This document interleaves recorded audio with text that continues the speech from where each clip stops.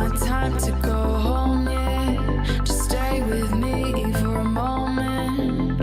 I never thought I'd find what I was looking for, but this feeling can't afford to leave. I came here with a 20 in my pocket. Didn't want to stay too long, I knew that I would drop it. Check myself out in the reflection of a liquor bottle. Saw a real sad girl, a big pill to swallow, yeah.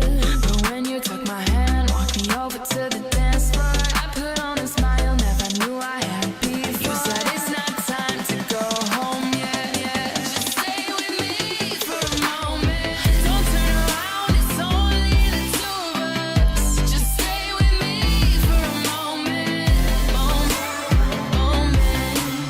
I know I'm bound to ruin it, so just stay here. Just a moment. As long as this place is open, I'll keep you close. And we'll hold on to this moment. You hold me, feels like forever. Are you here to find forever? I will never know, cause I'm scared to take you home. Will you hit me on my phone? But I guess I'll never know. They turn the volume up when we're talking. The music playing loud and not planning on stopping. It's getting pretty late, I don't even know your name, but I'm living in the moment, I want you to stay. Ooh, it's in a real bad vibe. Came in with my head down, anxiety high. Just about to leave, was about to leave. I'm so happy you noticed me. But when you took my hand, walked me over to the dance floor, I put on a smile, never knew I had before. You said it's not time to go home yet. Stay with me for a moment. Don't turn around, it's only the two of us. Just stay with me for a moment. I know I'm bound to ruin it, so just stay here. Just stay with me for a moment. Please make a move, cause I don't have the courage. Don't wanna be wondering what could have been in the morning. Said it's not time to go home yet. Just stay with me for a moment.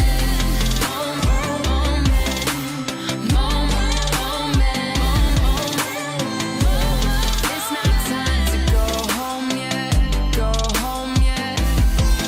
Don't go home yet.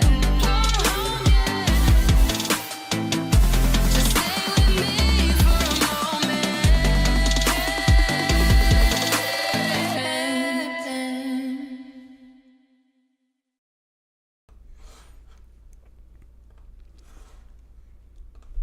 Hello and welcome everybody to Record Label Boss. And I just got my feet killed on Reddit because obviously streaming in what was it, distant socializing is where I've been streaming for the last, I think, year or so, because they killed my feed on I think like musicians, sessions, master classes, and all kinds of types of other channels. So if you're seeing this, you're probably seeing this now on the U Show, because that is the only place left where I'm allowed to stream on Reddit. It's very sad. Really don't know what to do. Hello everybody, how you doing? I had a little bit of technical problems because my feed got killed immediately after I started streaming. It happens to me a lot. The problem that I have there is that Reddit thinks, that moderators on Reddit think that there is no place for a music industry talk show like this where that you could possibly be. I think it's a... and it was killed again. Wow. The broadcast was removed because it broke the community rules and or violated Reddit policy. That is just... I don't know. Either there's some kind of technical issue going on, or there's something that I really don't understand. Let me just quickly jump on Reddit here and see what's going on. I'm gonna start some music for you to entertain you while I do that. And then we're gonna continue with the show that I had planned for today, because I have a bunch of interesting topics. But they would probably be interesting for the people there as well. Oh my god. Let me just check it. Yeah, Count Zero Records. Everything just as normal. Maybe they have a technical problem. Let me just...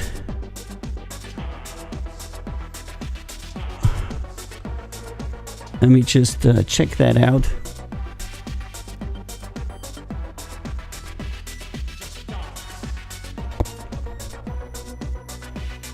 Yep, nope. Can't see anything there.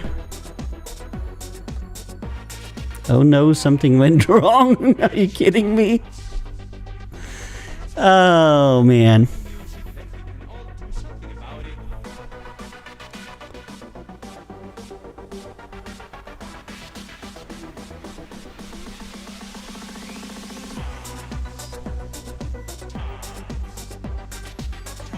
I'm sorry I don't have anything entertaining for you, but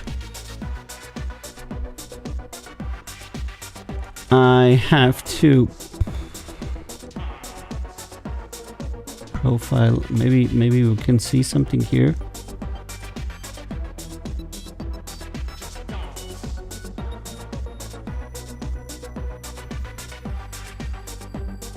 No message. I don't know. I'm gonna change the topic of the feed. And see if I can just make it record label boss with a VO and do it on distance socializing as I always have. Let me see if that will work.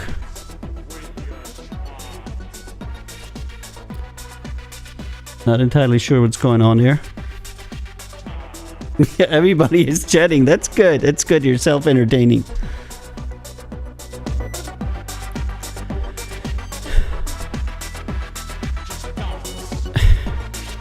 Maybe double dots or question marks or something are not allowed in the title. I don't know. I'm gonna try it, okay? Alright guys, welcome to Record Label Boss, 10 minutes late. Sorry I had to fix all this shit. As you can see, I have a camera here for when the cat comes, and he was just sitting here like this whole time, and just before the show he left. But I have the back camera on there, and we're gonna see what's gonna happen. Currently we have 0 viewers on Reddit. Also very interesting. Not entirely sure what's going on there. Okay, 4 watchers. Okay, it seems like it's working now. Maybe you're not allowed to do a double dot or a question mark or something in the title, and that is against community guidelines or something. That might be. All right. Okay, welcome Lottie, welcome Vani, welcome Scotty, welcome everybody who's on all of the services, and and welcome everybody who's on Reddit. Today I'm not going to be reviewing music because I had to catch up with music reviewing after I had the last week where I wasn't doing, so hot. And today in the... What is that? Oh. So today I was going through all of these songs, and I needed to share some of them. I needed to do something with them, and I just got caught up on all the work. And everybody that has been waiting for reviews got their review today, and they got their share today and whatnot. And then I spent some time on various social media channels, and I encountered something that gave me the idea for the talk show today, because I want to turn this a little bit more into a talk show rather than a permanent music review show. Thanks for Silver on Reddit there, Get. I know that's very nice of you. So for today, I have a bunch of topics that I came across today and yesterday. And when camera 1 is on, you can see them. I put this show under the thing of music industry scam or real. And it's very interesting to me because I started thinking about this a long time ago, because I found out that a lot of musicians perceive a lot of people that offer real services as being fake.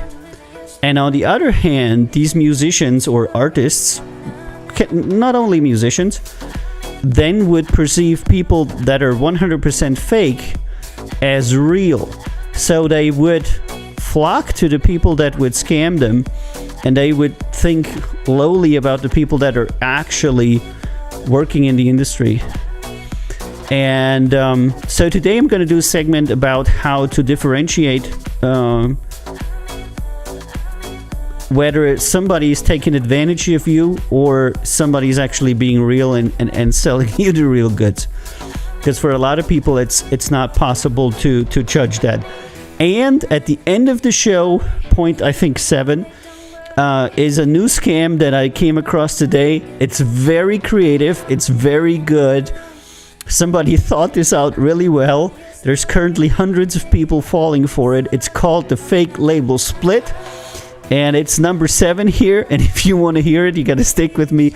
I was going to do it first. And then I was like, dude, you're not smart. You should totally put the interesting stuff at the bottom. So people stay with you, you know. And go with some stuff that is like a little bit easier first. So you're going to hear about a new way to scam people at the number 7. And then when you know it from me, when you heard it from me, you'll be able to avoid it.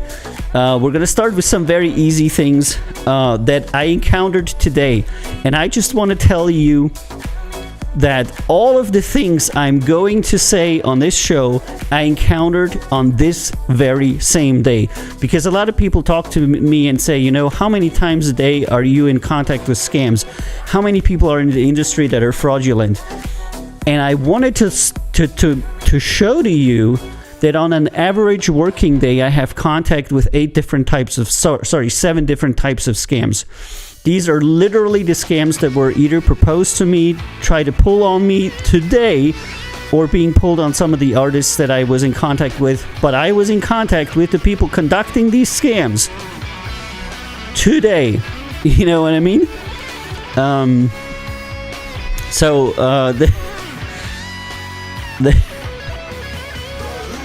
What is going on here? I like Brother Whiskey. Okay, it's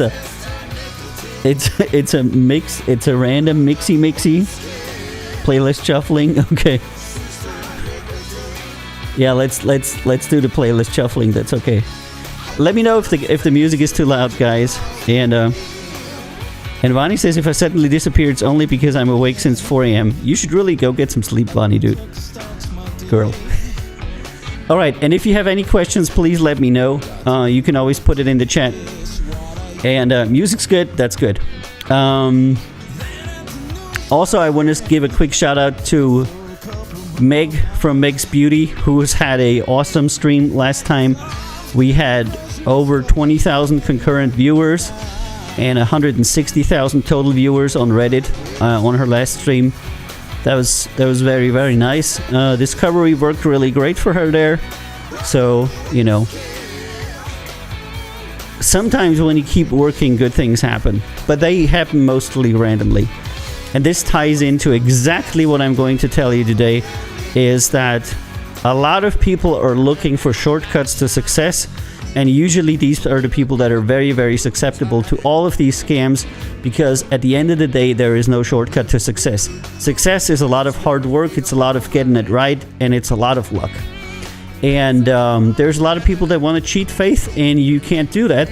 But they usually fall victim to a host of scams, out of which I am proud to introduce 7 of them to you today. Meg is the social media star. Yeah. Hard work, great production, and somebody pushing her paid off.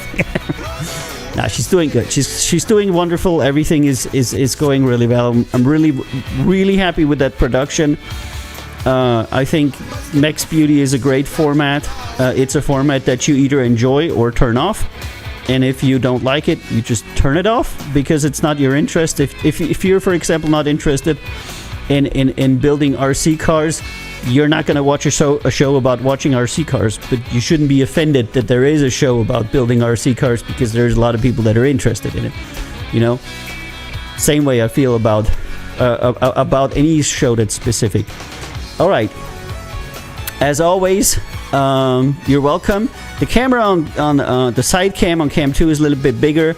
There's now a topic list here, and at the very bottom there's a scroller with all the links, because people keep asking me over and over again, where can I submit my demo, where can I get info, where can I get the app, where can I get the playlist, where can I get the music, where can I get the YouTube videos. So I made a scroller with all the links. If you're looking for the links, they're here. Okay, then I don't have to talk about them on the show. All right, let's start with the first scam that I was in contact with today. And I'm just only talking about the scams I was in contact today. And that is what I came to call the manager grab. Now, some of you understand that artists, when they are new, they get a manager. Or there's management companies or people that offer management services. I'm going to manage you. I'm going to be your artist managers. It's very common in America. It's less common in other places. Usually, typically, these managers are people that have 3 to 5 artists that they represent, and they vary greatly in quality. You could have a great manager who busts his ass, does everything to further your artistic career. When you're a writer, these guys are called agents. They pretty much do the same thing. In music, they're usually not called agents, they're usually called managers. But it's essentially, if you're a creative type, they're a person that works to improve your career. Various names. And the most common scam that we see on management or being an agent is the manager grab. What it essentially is that managers or artist representatives of any kind get the artists to sign a deal with them, that they as a manager get like 20% or something, and they usually also get a kind of a fixed fee.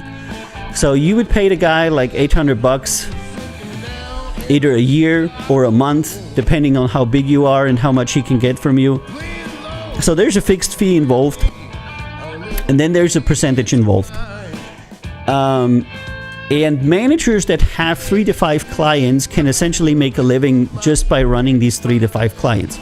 Just imagine you have 5 clients, every client gives you $300 a month, that's $1,500 fixed, plus 20% of everything everybody makes. That's a little bit of money on the side, you can make a living. So far, so good.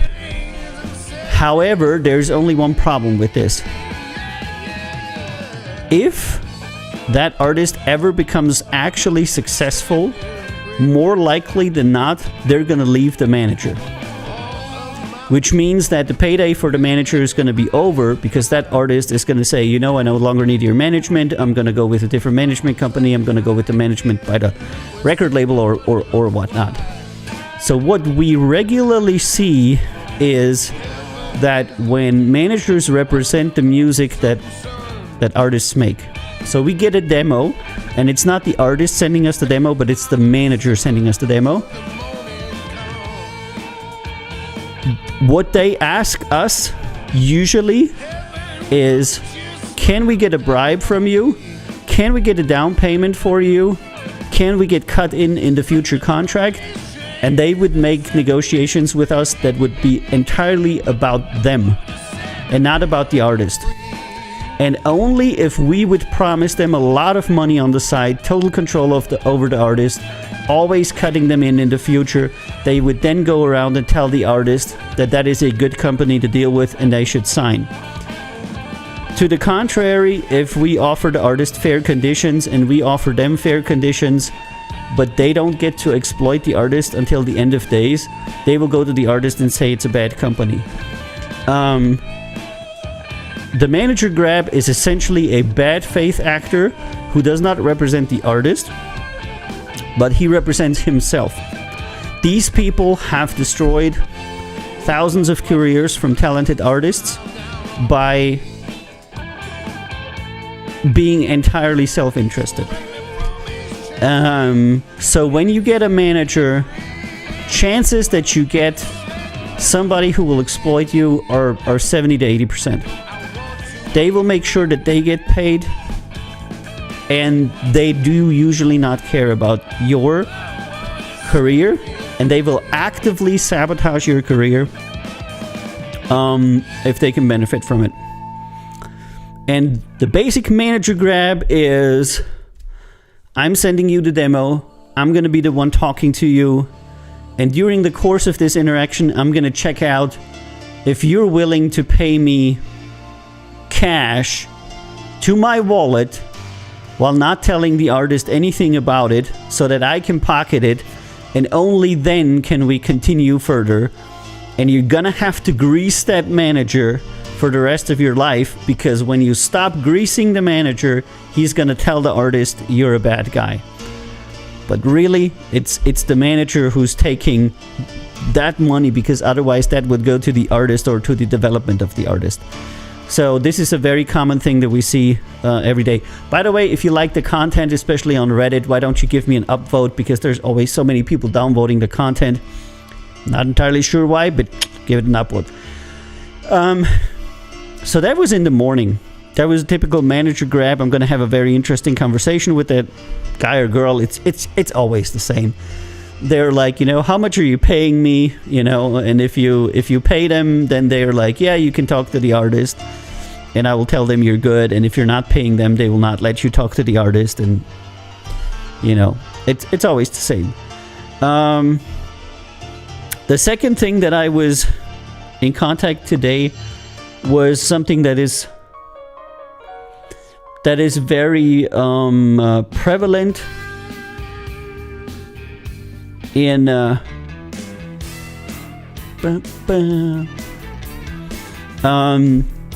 industry as a whole, and that's fake advertising. I cannot tell you how big the amount of fake advertising is that artists generally buy, but I would say that close to 95% of all the advertising that the typical artist buys is fake, meaning it will never be conducted, and you're just paying a person who is pretending he's going to advertise for you, because most advertisers or most scammers know that artists generally don't have a way of understanding how advertisement works, or whether the advertiser has conducted what they said they would do or not. So 95% of the people that buy paid advertisement, unless it's from places like YouTube, Google, Facebook, etc., pretty much everything people buy outside of that is fake. And buying advertisement on platforms is another thing, because people usually don't know how to use these platforms, so they end up with not a lot to show for. But that ties into number 3. Hey, Foxy. And number 3 is 1 million plays, and I really love that. Many times I would have artists that come to me and say, my song has 1 million plays. And many times I would see fake advertisers saying, I'm going to give you 1 million plays. I'm going to advertise for you so much, you're going to have 1 million plays, and this is going to cost you $5,000. I'm going to let you in on a secret, and I really thought about it. But I'm here to tell you today that 1 million plays on Spotify will cost us, not you, us, $300. If we want to have a song that has 1 million plays and those plays will stick, it will cost us $300. It will not cost you that. It will cost you a whole lot more. But everybody in the recording industry has contact to people that professionally fake plays. And the people that usually approach artists are resellers of these services. So by the time this service gets to you, it doesn't cost $300 like it costs us. They will sell it to you for $2,000. And it's the same service. It's just somebody who's a middleman, and then there's another middleman, and there's a whole lot of people making money off of it. And there you are with your song on Spotify with 1 million fake plays, and you're expecting people to respect you, and you're like, yeah, my song has 1 million plays. And nobody gives a shit that knows anything about anything, because 1 million plays cost absolutely nothing. Quite to the contrary. You can get 1 million plays on Spotify.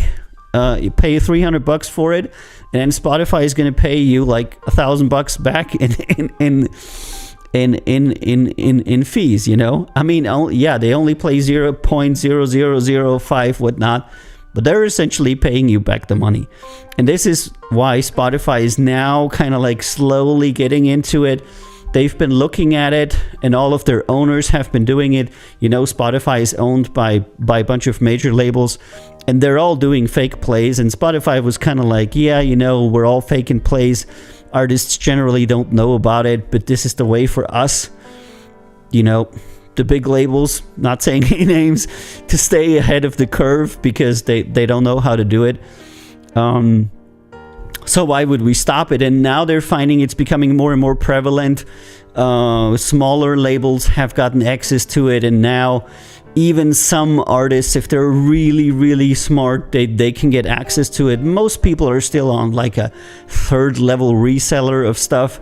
But essentially, when you see an artist and they have nothing, they have no fans, they have no social presence, they never performed anywhere, there's no videos of them of any concert, and they have 1 million plays on a stream, there's two things that can happen.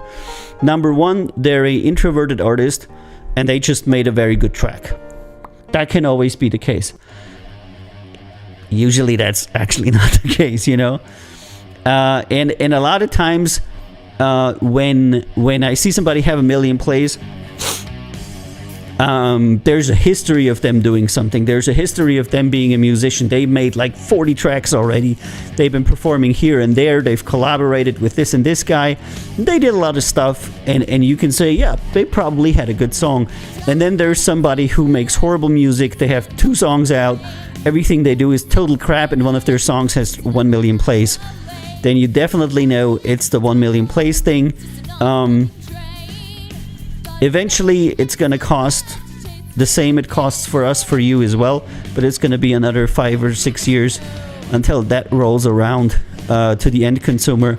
And meanwhile, people are buying these plays for 100 times the cost that it costs the big companies to do it, because the purveyors of these fake streams essentially contact bigger labels and ask, you know, do you want to fake your streams? It's undetectable for Spotify, and you're going to make the money back. So the very big ones essentially get free advertising because they get the plays. Spotify pays them, and they get the social proofing, and they even get the money back, you know. So, but for the artists, the rates are usually so outrageous that it doesn't pay off. For an artist to get 1 million sticking plays, it will be a few $1,000s. But there's some artists that do it, and they can then have 1 million plays.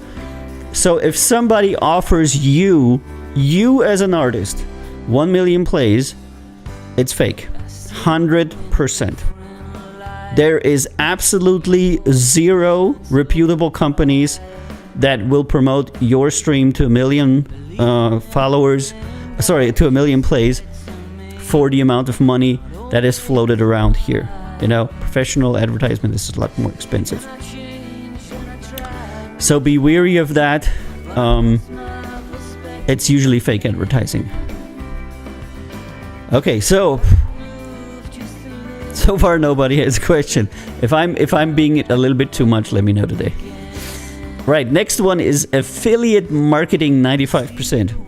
Okay, so there are so many courses, so many TikToks, so many Instagram posts, so many Facebook ads that tell you that affiliate marketing is a huge industry, which it is, and you should try affiliate marketing today because you can make a lot of money with it, which you can. But what these courses are not telling you is that their advertisement always lead you to them selling courses. So everything you see as a user, everything you see is advertisement by a guy who makes his money selling courses and not by being an affiliate marketer. Because the people that make money from affiliate marketing don't need to sell courses.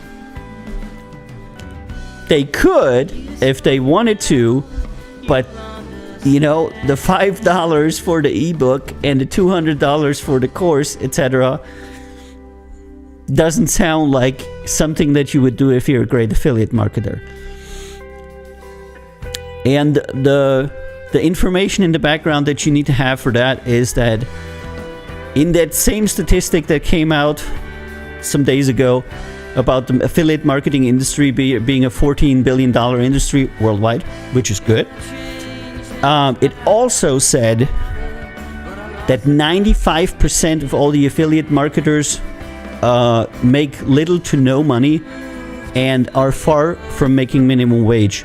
And it's about 5% of the affiliate marketers that make essentially all that money, which means it's an industry where the big affiliate marketing companies are making all the money. And chances that guy offering to show you how to do funnels and to build a website for you, etc., is just somebody who failed at affiliate marketing and now is selling courses to suckers. When you buy a course and the person says to you that they've had 2 years of experience, do not listen to them. They're not an expert.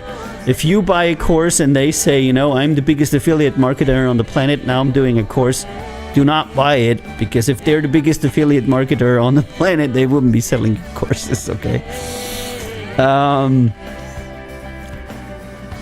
And even among the people who really do it, and I know a bunch of people, I'm on a bunch of affiliate marketing servers now, it's a tough job. It's a sales job. You're going around trying to sell shit to people, and it's just something that not everybody's really good at.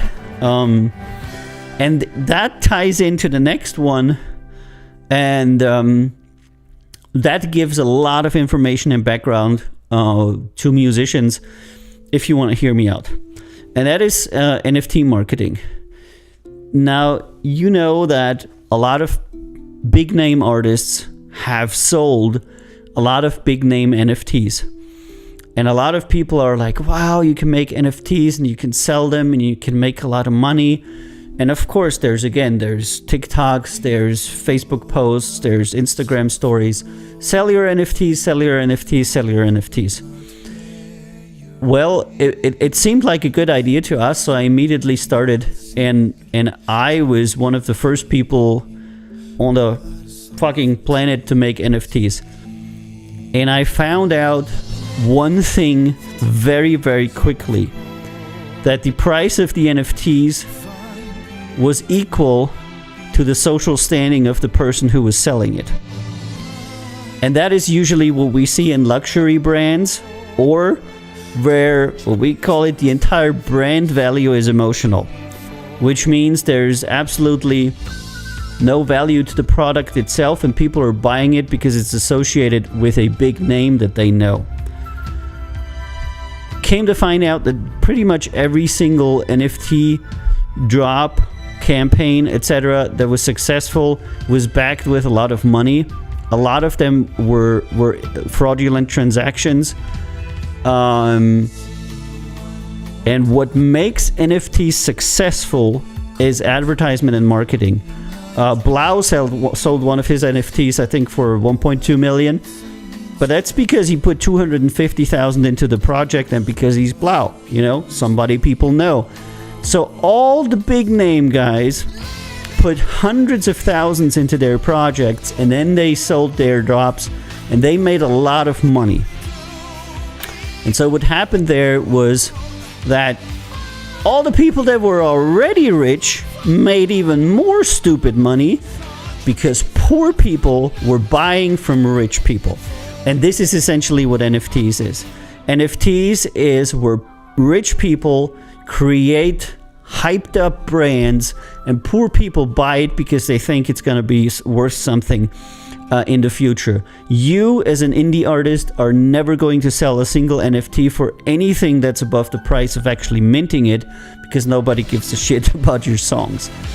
And now there's an entire industry that revolves around serving and advertising for people who create NFTs, and there is probably the biggest uptick in marketers on job websites like Fiverr for NFT sales.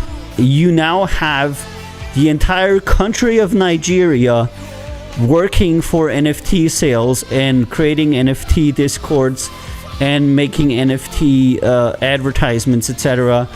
Because everybody, meanwhile, has learned you can sell an NFT, but you have to market it, because the only value that's in it is the marketing value that people generally associate with it.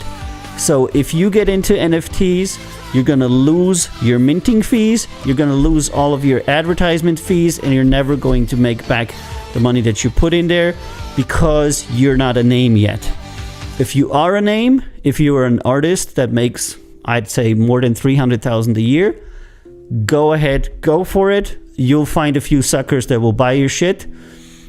Just make sure you don't get sued, and you'll make a lot of money. And in the end, NFTs are based on the value of cryptocurrency, and the way that that is going, it probably isn't going so well for the people that buy your stuff. Second thing about NFTs is coming up. One question. Tana says, shouldn't the project sell itself? It's any good without the need so many good salesmen? No. The problem is that we have 186 countries in the world. We have billions of people in the world. And if you're sitting at home in your studio and you make music and you upload it, how are these people ever going to hear it?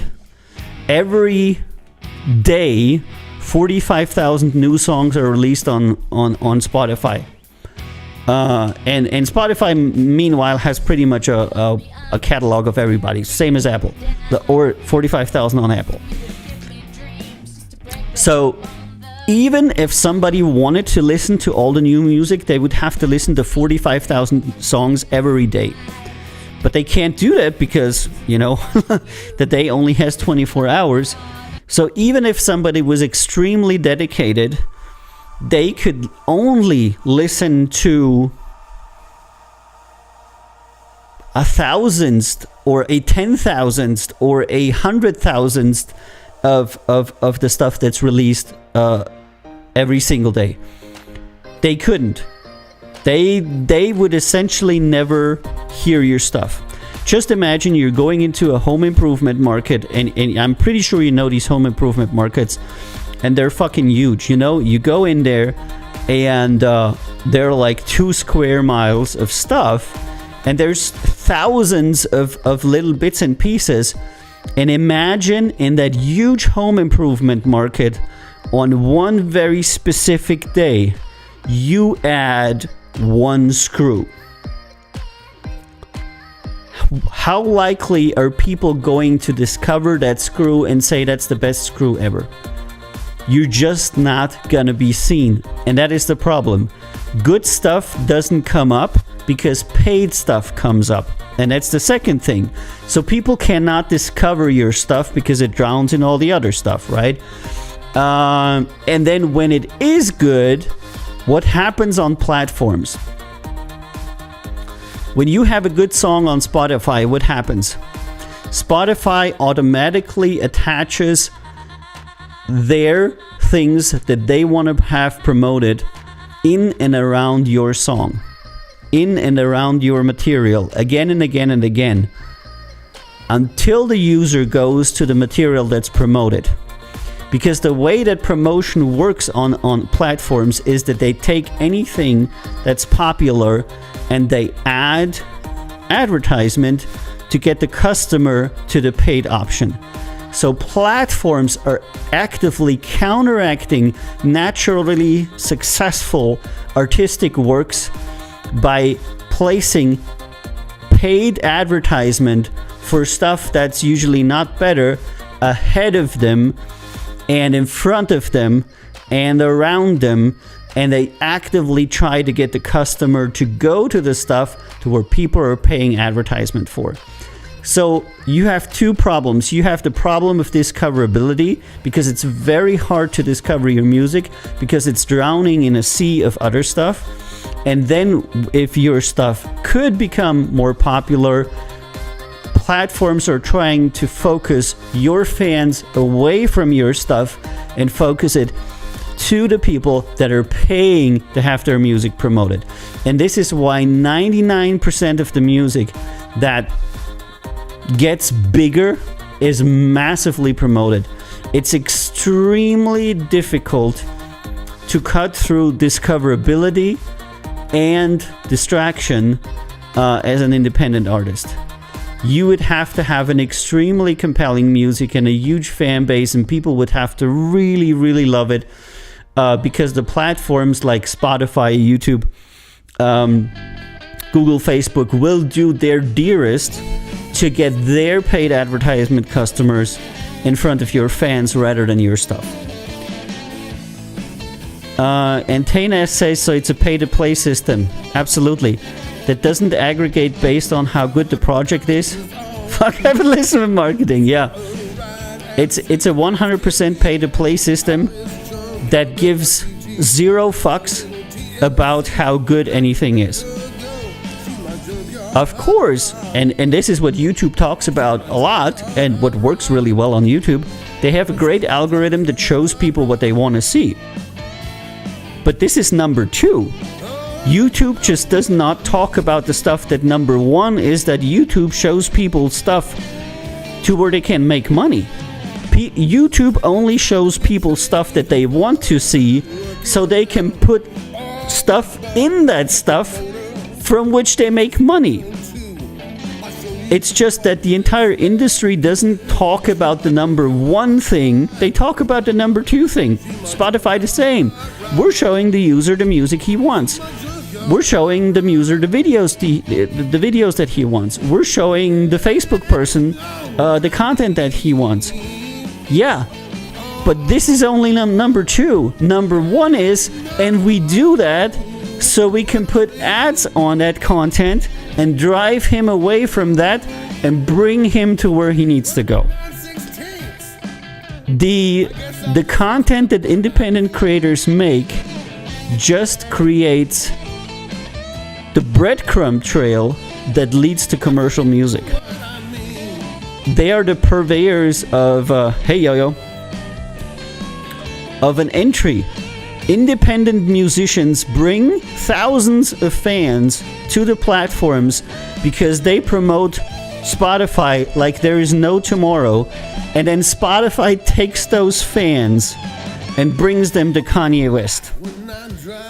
In the game of advertisement, you as the independent artist, you're the mule. You're not the target for where people get led to say, hey, there's a great new independent artist.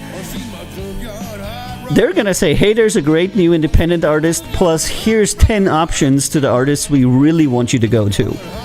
Oh, do you want to go to artist number 1, Kanye West? Do you want to go to artist number 2, which is, I don't know, take your pick. Do you want to go to artist 3? Do you want to go to artist 4? Or number 10? Do you really want to go back to that independent artist you were just listening to?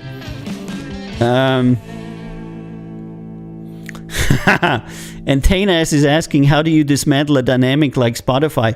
Well, there's two ways, really. You can do it regulatory and politically, by preventing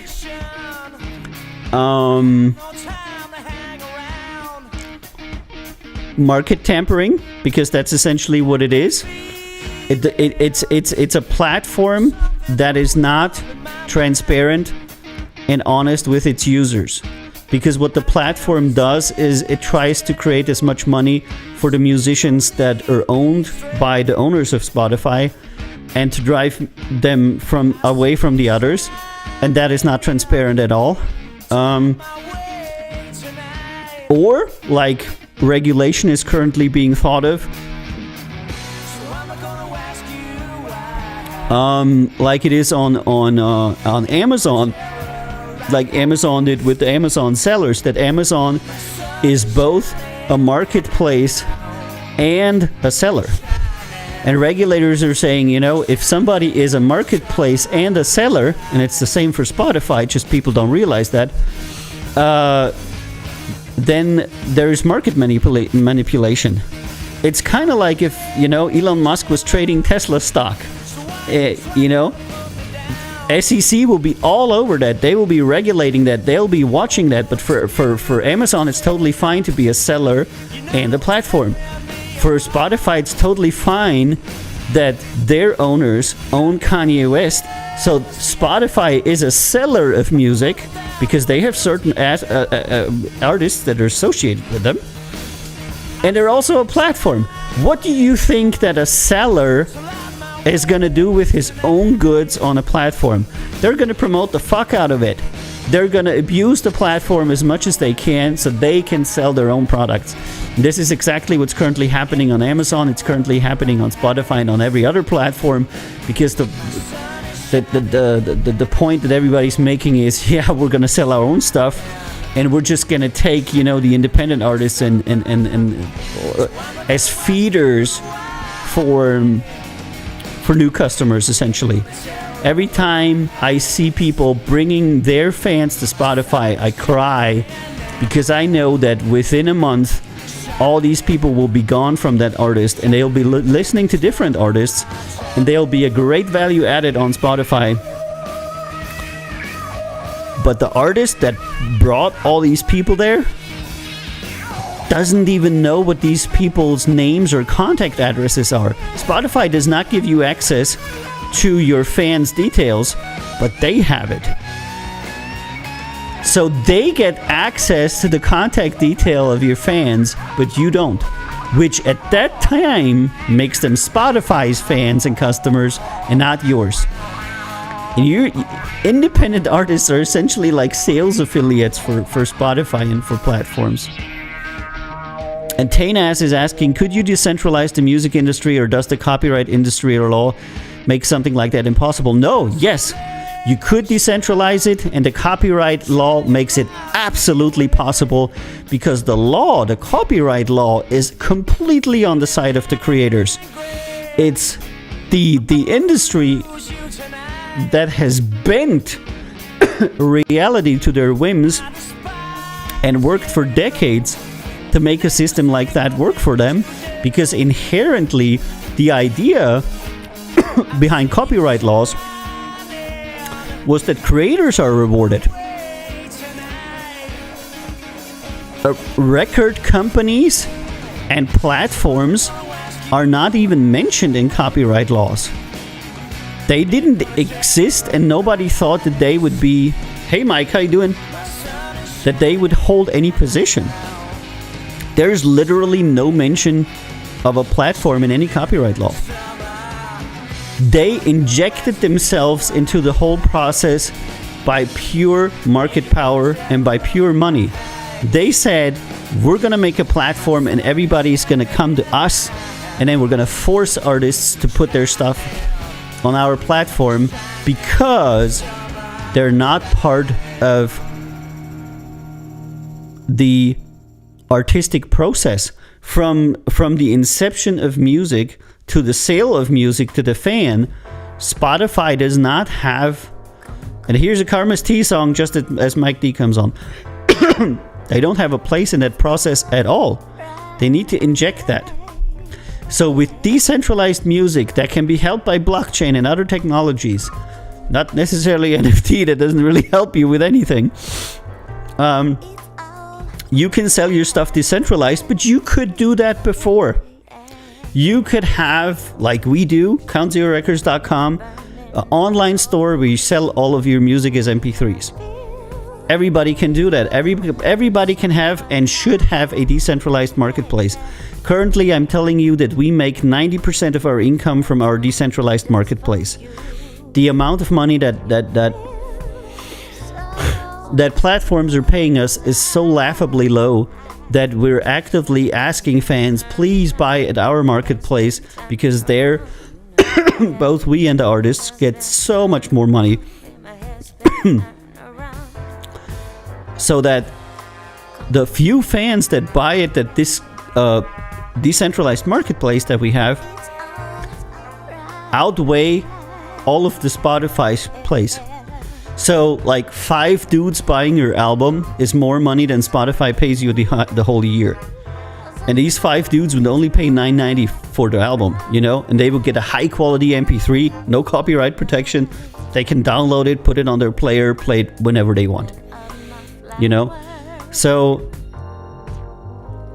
the platforms have to inject themselves into the process with a lot of money. And this is what Spotify did. They're essentially the Black Knight of old. They're the robber baron. They are waylayers. They're essentially thieves. They're adding absolutely nothing of value to the product, but making 90% of all the money that comes from the product. And, you know, the question is if we as a society are open to such business models. A business model that says, my business model is to steal 90% of the money made in any process and to contribute absolutely nothing to the improvement of the product is okay. You know? I don't know. Maybe we could say, yeah, sure. Yes, maybe. No, I don't know. But I know that regulators in Europe, in the USA, are actively thinking about how can it be that artists make all the stuff and nothing ends up in their pockets. It all ends up in the pockets of Spotify. Spotify pays out $500 million, $500 million, every year to all independent artists worldwide. Annual payout for all independent artists, $500 million. And Daniel Ek, the CEO of Spotify, is worth $3.5 billion. So dude owns 5 years of payouts to independent artists. How can that dude make so much money from Spotify if he's paying out the majority of the money to artists? Answer, he's not. They're not paying out the money. They're paying out 10% of all the money that they make to the artists and keeping the other 90% and saying, fuck you, it's our platform, we can do whatever we want. And the question is, do we as a society want to have platforms that take what somebody else makes, sell it, and keep 90% of the proceeds just for being the platform? So Decentralized is hopefully gonna be that, and you're absolutely 1000% within your rights to distribute, sell, monetize your content that you made in a decentralized way, and I encourage everybody to do it. No matter if it's selling on a website, selling as an NFT music on the blockchain, however technically inclined you are, you as the copyright holder have all the rights in the world to do that, and you're very, very welcome to do it, and the law will completely protect you. But by doing that, you can do whatever you want with it if you're the owner of it. And copyright laws will actually protect you. If I sell you my copyright protected music, even though you could technically replicate it and give it to somebody else, the law would protect me and would say, this is Aviel's song, it's not your song. You bought it, you can listen to it. And if it's centralized or decentralized, it doesn't matter. What actually happens on platforms is that platforms are taking your rights away. Platforms have such huge terms of services because they're doing things that are extremely, extremely offensive. If you look at the terms of service from any platform, and I'm not even saying any names now because they're all the same, you'll find out that what they're doing is borderline insanity. And what can I say? You know, it's the same thing with farmers. It's always been a very interesting and particular market. I've always thought about farmers. why is it that, people like Kraft or Mondelez or Monsanto or other people, huge companies, are making lots of money, and all the farmers are making nothing? And that's because farmers aren't organized. And Tana says, society based on a republic that takes bribes from corporations will always favor a system that exploits creators and funnels values to the top. The guillotine should be reserved for CEOs. Well, I'm a CEO myself. I have been for 25 years of various companies, and I tend to believe that there's a better way. I'm an economist and I'm a sociologist. I've been working in various capacities as a manager for a very long time, and I can definitely tell you there is a better way. You can run your company ethically and morally competent. Your people will love you, your fans will love you.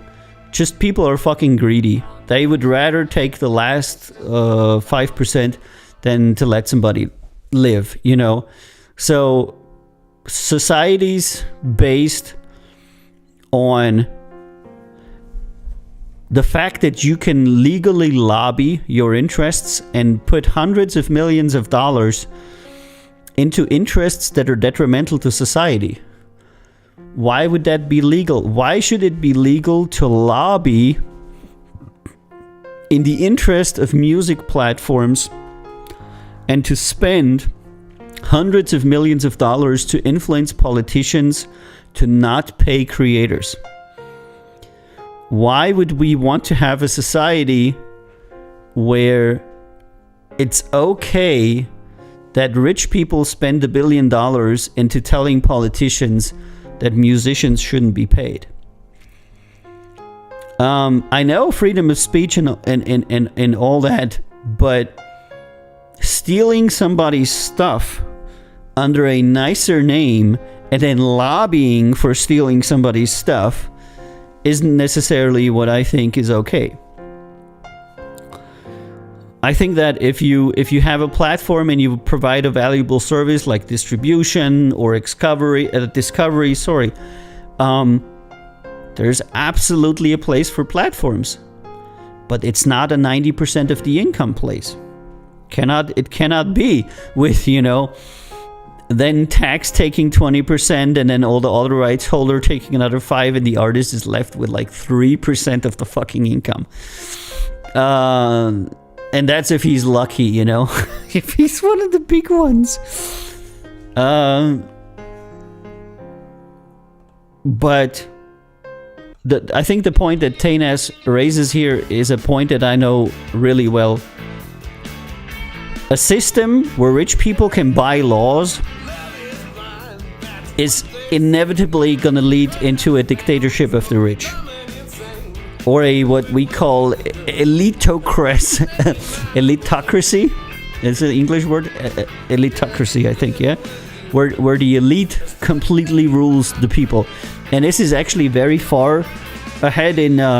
We have it in Russia, we have it in China, we have it in the USA. A very small elite rules the people and tells them what to do. And that elite is determined in a certain way. In China, it's determined as being a member of the Communist Party. In Russia, it's determined as being a friend of Vladimir Putin. And in America, it's determined as having lots of money. The elites always vary in the way that they're, put together. But it's always the same. The elite says, and everybody else has to do. And the elite says, oh, we should have all the money. And then they make the laws, and all the money goes to them. And this, by the way, is not capitalism. It's not free market. It's not fair, and it's not democracy.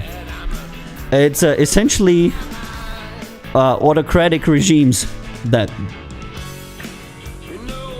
are that. You know what I mean? Oh, I got a long text here from Mike D. These companies are basically monopolies. That's right, Mike. That's what Mike DeRoche says here. Producer and member of Karma's Tea. The society favors big companies like this instead of supporting the middle class and small businesses. Absolutely. This is backwards for any economy, but as an unknown artist, don't you think being on these services helps get people to discover your music?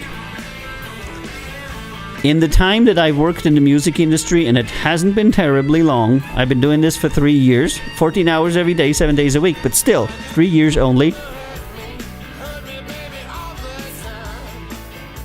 Not once have I seen somebody blow up because they got discovered on Spotify, or because discovery on YouTube hit them so big. We're monitoring the numbers. We had some people that had discovery, like Christian Vale had. He had 14,000 hits discovery on his video because YouTube triggered. And we had some other people that had triggered. But that is, in comparison to what we as a label, what the artists themselves and everybody else did, discovery by platforms is less than 5% of total traffic. You could essentially completely pull your shit off platforms and you would not have any less views. The thing is just, it's got to be on some platform, or otherwise people, are going to have a hard time getting to your stuff. But, I mean, if you're, for example, with us, we have a website where people can access it. We have an app where people can access it. We have a store where people can access it. There's a million ways to access it. The only reason why I think people still want to be on Spotify is because a lot of people use Spotify. And this is circular. The only reason why artists want to be on Spotify is because people use Spotify. Not because Spotify provides any kind of service. And discovery is long gone.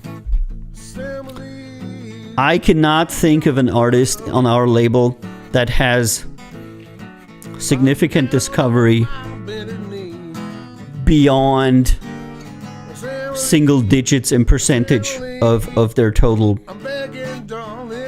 plays.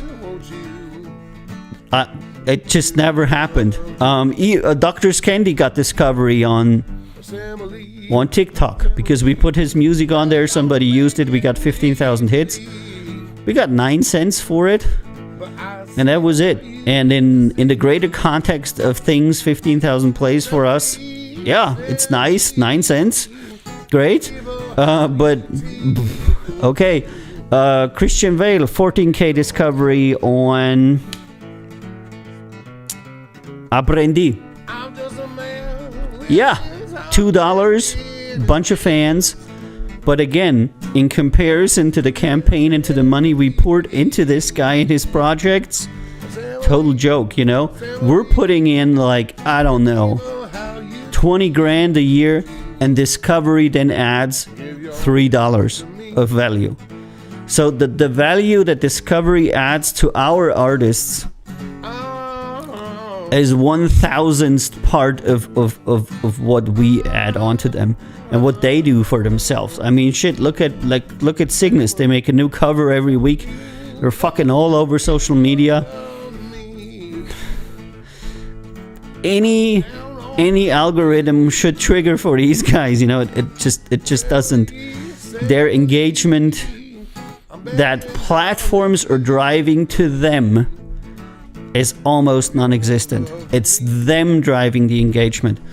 And this is the big lie of platforms, and a lot of artists actually believe it because they have a lot of money for advertising, that platforms will drive engagement for you as an artist. It's quite to the contrary. You as an artist drive engagement for them as a platform because you're bringing your fans there. Your fans are listening to your music. In the usual case, it's the artist generating more traffic to the platform than the platform generating traffic to the artist. It's a strongly negative game for the artist. And Mike D says, how do you get people to discover our music then? They won't stumble upon us on the Count Zero Records website. Advertisement. Money and advertisement. We are specialized on rogue advertisement, on all kinds of advertisement, and I have to say that the backbone of my label is probably being a very fucking tricky advertiser. That's how I had my first successes. That's how I got my first videos with hundreds and thousands of plays. And I'm not fucking telling anybody how I do it, because the last thing you want to know is share your knowledge so everybody can do it and they can stop it. Take that person who wants to buy a course. Anybody who knows anything about marketing and how to really do it, and he has a few tricks that are currently working, will absolutely never sell it to you. Because as Mike says, they're just not going to go countzerorecords.com, let's listen to something. That doesn't happen. People go to the website once they know the artist for like 3 months and they want to buy a shirt. You know what I mean? Or they want to, when they say, oh, I want to buy something, let's go to the website where I can buy a shirt or a cap or something. Then they go, once they're engaged. But the rest is advertisement. And, CIG and me have a competition of who has the most effective advertisements. It's always, click for money. And this is essentially what it is. You have to find and sign good artists. The stuff that you promote can't be weak. If the stuff that you promote is shit, then your ads are not going to work. But if you have good stuff and you run ads, people will watch it. And this is essentially what happens for us. And Tana says, need to send a Trojan horse into the ranks of Spotify. Yeah. But at the end of the day, a label provides many services, but the most important, the core service, is advertisement and networking. And I'm so happy that finally our networking shit is paying off. We finally have access to TV interviews, to journalists, to articles, to a lot of stuff we never, like this year we got access to a lot of stuff we didn't have access before. And nobody talks about it because everything that works is really under the table. Like the whole industry, everything that works is under the table and nobody wants to know and nobody wants to tell. The industry runs so deep in, let's say, gray line working, it's insane. And once you have the channels, you're like, oh fucking yeah, now I know how they did it. And this is just a place where artists never go because nobody lets them, and because it's difficult to get there, and because they usually don't do that much networking in all directions so that they can go there. And the people that do all this shit don't want to talk to you, because if you're an artist, you represent one person. If you're a label, you represent 50, 60, 70 people, and they're interested in making a deal with you because you represent so many people, So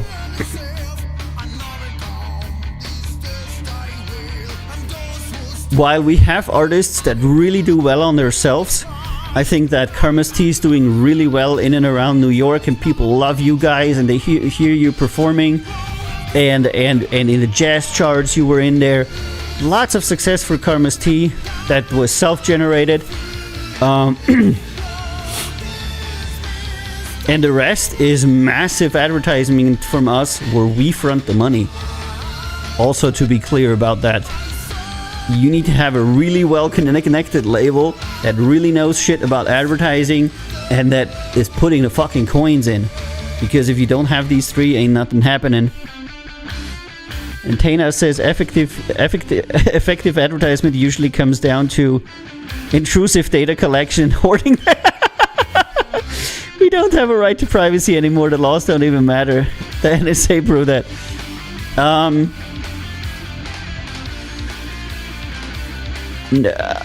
Not necessarily.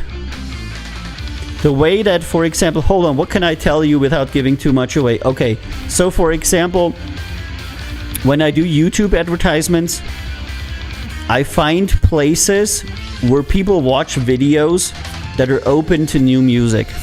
And I do that by trial and error, essentially. So let's say there's a YouTube channel and it's, I don't know, Frank the Photo Guy. And I run some ads on his channel and see what the response is. And if the response is low, I'll go to some other channel. I'll run it on Krista the Ice Cream Princess. And if I get good people from there, I'll leave it. So I'm looking for channels where people hang out that are open to new music. And this is essentially where my insight ends, because then it becomes all a propriety shit. But I have no data of anybody. I don't need data from anybody. I just look for places online where people are that are interested in our music. That's it. That's quite literally it. And these places are radically different from what people think they are. What the typical artist thinks that the place where they should advertise is, and where the place is where they can find people, is completely different, because they don't understand anything about marketing. And this is essentially where we come into play, because we do a lot of thinking about how to promote stuff, and who to work with, and how to get something into something, how to make more fans out of, you got 10 fans, how you can make it to 20 fans, 40 fans. And any compelling content can be used in that way. Anybody who makes good music, you can promote them. People will go listen to their music. It will work. It's not going to be like from one day to the next, like boop, all of a sudden, there's 15 million bullshit, whatnot. No. But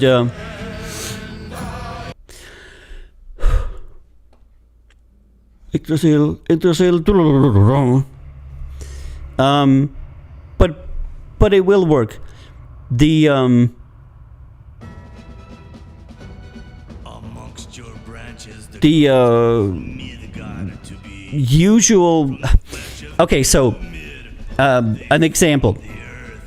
Your typical artist would go to Instagram and target EDM and run an ad, and that would be 100% waste of money. If you put $100 in there, they will all be wasted, because the pool of people that listen to EDM is huge.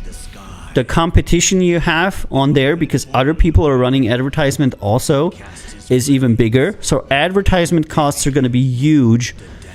Effectiveness is going to be extremely small, because you're going to be drowning against the big people of EDM, and you're not going to see results.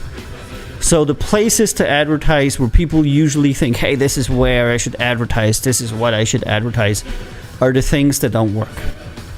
100% don't work. Everything that any independent artist ever thought about advertisement is wrong. And with good reason, because they all think alike. And when everybody thinks alike, they all place the same advertisement in the same channels. And what then happens is that platforms raise the prices for that, and the effect and lower the effectiveness of the ad, because people still want to buy it. Makes that ad space more rare, So things that a lot of people are talking about can, per definition, not work. So when old example, when Scooter Braun wanted to drum up some interest for Taylor Swift in the very beginning, he hired a marching band for a music expo, and had the marching band play at his booth, which isn't illegal, but people were hugely annoyed by it, but it raised a lot of attention for his artists. And that's the kind of stuff that we do, and that other people do, that are successful in marketing. And they will fucking never tell you what they're doing, because otherwise everybody would be doing it, and it wouldn't work. Nobody will give you their marketing secrets. And the idea that you can buy an ebook with marketing secrets is like a fucking joke to me, because at the very same time you make that ebook, marketing secrets for everybody, everybody's going to do that, and within the day it's no longer going to be effective. So you want to find things that nobody does, and that work. So, yeah. so much for advertisement. And you don't have to intrude on privacy. The reason why they intrude on privacy so much, and it's especially Facebook, if you ever open the advertiser interface, the data that Facebook has of its users is insane. I've never seen an advertiser interface where you could put in better targeting than on Facebook. They know like everything, income, household, just everything. It's insane. Google is by far not as exact. They don't have anywhere near as much data as Facebook has on people. Facebook has so much data on people. You can target everybody that you want. You know, all the brown-skinned boys from 16 to 17 living in Miami in a family of income from 20,000 to 30,000 that have previously bought concert tickets where the dad is white and the mother is black, and they went to a private school and they're interested in Catholicism and EDM music, and it's freaking insane. But the point that I found for our music is that we have a lot of artists which have a wide reach, and our label as a whole has a wide reach. We have multiple genres, we have different artists, and we have a lot of people that like the music of our artists that are very diverse. So I don't need to specifically target because we're not a niche label. At a certain point, I just go blanket. You know what I mean? I don't differentiate what everybody does, male and female, because I want, both sexes to hear our music and to enjoy it. Of course, there's bands which go really well with the females, then there's bands that go really well with the guys, different, and you know that. But this super targeting that Facebook does is not really a thing for music, it's a thing for selling shit. If you're selling, for example, jewelry, if you're selling bridal jewelry, you really want to focus down. If you're selling Yeezys or some kind of stupid tennis shoes or something, you're selling consumer products that nobody really needs, then you need that data, because you essentially have to convince somebody to buy something that they don't really need. For us, it's usually halfway getting to the people that we want and putting the music in front of them. And you put Silver Waterfall in front of them.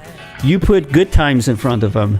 You put Junkyard Hot Rod in front of them. You put, Valhalla in front of them. The videos that work really well for us. People see that and people are like, wow, that's really good, There you go. You don't need more than that. So we don't need to do this extremely tight targeting that a lot of people seem to need because they're making really niche products. I think our product is not niche at all. It's music from all genres made by people that are really talented, And people come to enjoy artists on our label that are completely outside of their usual listening habits, just because they're a fan of the label, or they're on the Discord and they met the artist like Mike in the chat or something, and they're like, yeah, I'm gonna listen to your music, and they're like, yeah, this is not so bad. It's not what I usually listen to, but it's good, And yeah. And Tana says, if you were to design a perfect system that optimized for maximum value to creators, would marketing even be a part of that system?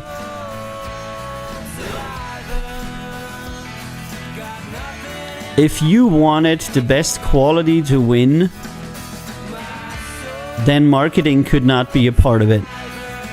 And I'm saying this as an economist, and this already hurts me in my soul. Marketing in the term of advertisement.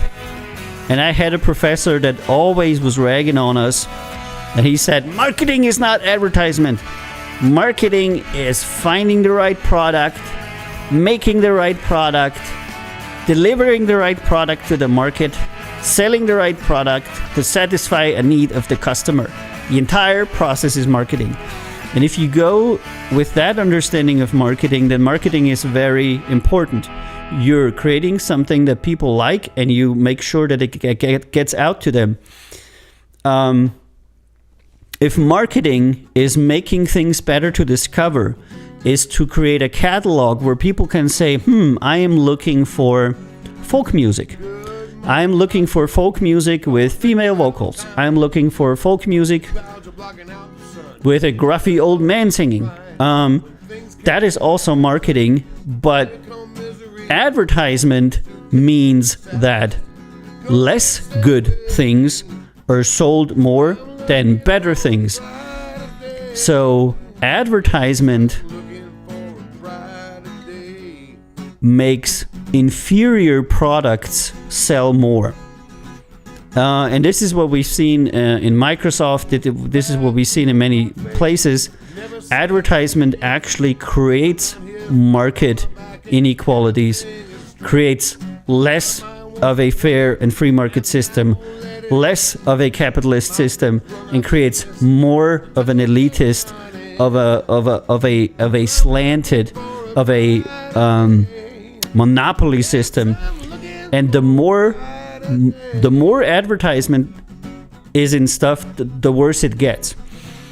Now, advertisement has an important role, and that role is to inform the customer that a product exists. Don't discount that, because a lot of people just don't know that you as an artist exist. So you might want to work with an advertiser and have them put your name out. But if advertisement is the only determining factor, then quality of product doesn't matter anymore. And this is currently where we as a society are. Quality of product seems to not matter anymore at all, because all that seems to matter is amount of money spent on advertisement. And if that becomes the only determining factor, then quality eventually isn't going to matter at all. I hope and I believe and I think that it's not going to be that way, but especially in the music industry, like, I don't know, so much money is spent on pushing certain artists. I think that the government or governments could think about a regulation to where there could be a marketplace where these inequalities would not be. Certainly, I would absolutely prohibit in an antitrust manner the fact that the person that runs the marketplace also is the biggest seller of goods on that marketplace, because that is 100% an antitrust violation, and in no economy in the world will that ever go well for the people that are sellers. And there's a lot of problems attached to that as well in other industries. But if your platform is a bad faith actor that is actively trying to keep your music away from people and pushing their music actively to people, then at least it's unethical. And I think that in 2020 we will have to move as a society, or as a whole, as humanity, forward from being what's illegal to what's ethical. I think that we all agree that murder is bad, but society has to be about more than the common understanding that cutting somebody's head off isn't okay. There should be an understanding that we respect the hard work of everyone in the society, and we don't belittle or steal from them just because we can. If we allow strong people to freely steal and take from weaker people, we will have a society where that goes essentially into a feudal society like Europe had in the 1500s, where the powerful people had everything and everybody else had absolutely nothing. the living conditions for the people, the commoners, were horrible. Hey, Grease Hero, how you doing? Okay, soy boy. Tikaneta kalaise. So I think we have to think about a little bit more than just what's illegal and what's legal. You know what I mean? And we see that in the creator economy now, because there's really not a creator economy. There's a platform economy where the platform makes all the money and the creator gets fucked. You know, and everybody's talking about the creator economy. I'm like, dude, as long as creators are making 5% of the stuff that fans are paying, and you're taking 95%, how is that a creator economy? It's not. It's absolutely not. And Mike D says, unless there are laws, people will always take advantage of the little guy. That's exactly right, Mike. And any company will take advantage of the little guy as much as they can, unless there's specific regulations. I'm not even saying laws. Regulation. A regulation is kind of like under a law. It tells you how to conduct business, what is okay and what isn't okay. It doesn't need to be a law. It needs to be a regulation telling you what to do and what to not to do. A code of conduct for companies or for business. Why not? Everybody has a code of conduct for shit. Everybody has a terms of service. Why should businesses not have a terms of service toward the people that are the democracy? Tell them, you know, if you are in a sector of business and a person that makes something gets 5% and you as a middleman get 95%, that's not okay. In no sector of business can you do that. Because your service is just that cannot happen, you know? Because that's essentially cheating. And Grease Hero says, no man, no one is talking about that. Yeah. And Tana says, you have a lot of faith in humanity. Yeah, I always had, because there is actually no alternative to it, I don't think. Not having faith in humanity, you would have to just like stop and roll over and be like, yeah, what the fuck ever, you know, I'm gonna die. And Grease Hero has his mom putting vitamins in his breakfast. That's very nice.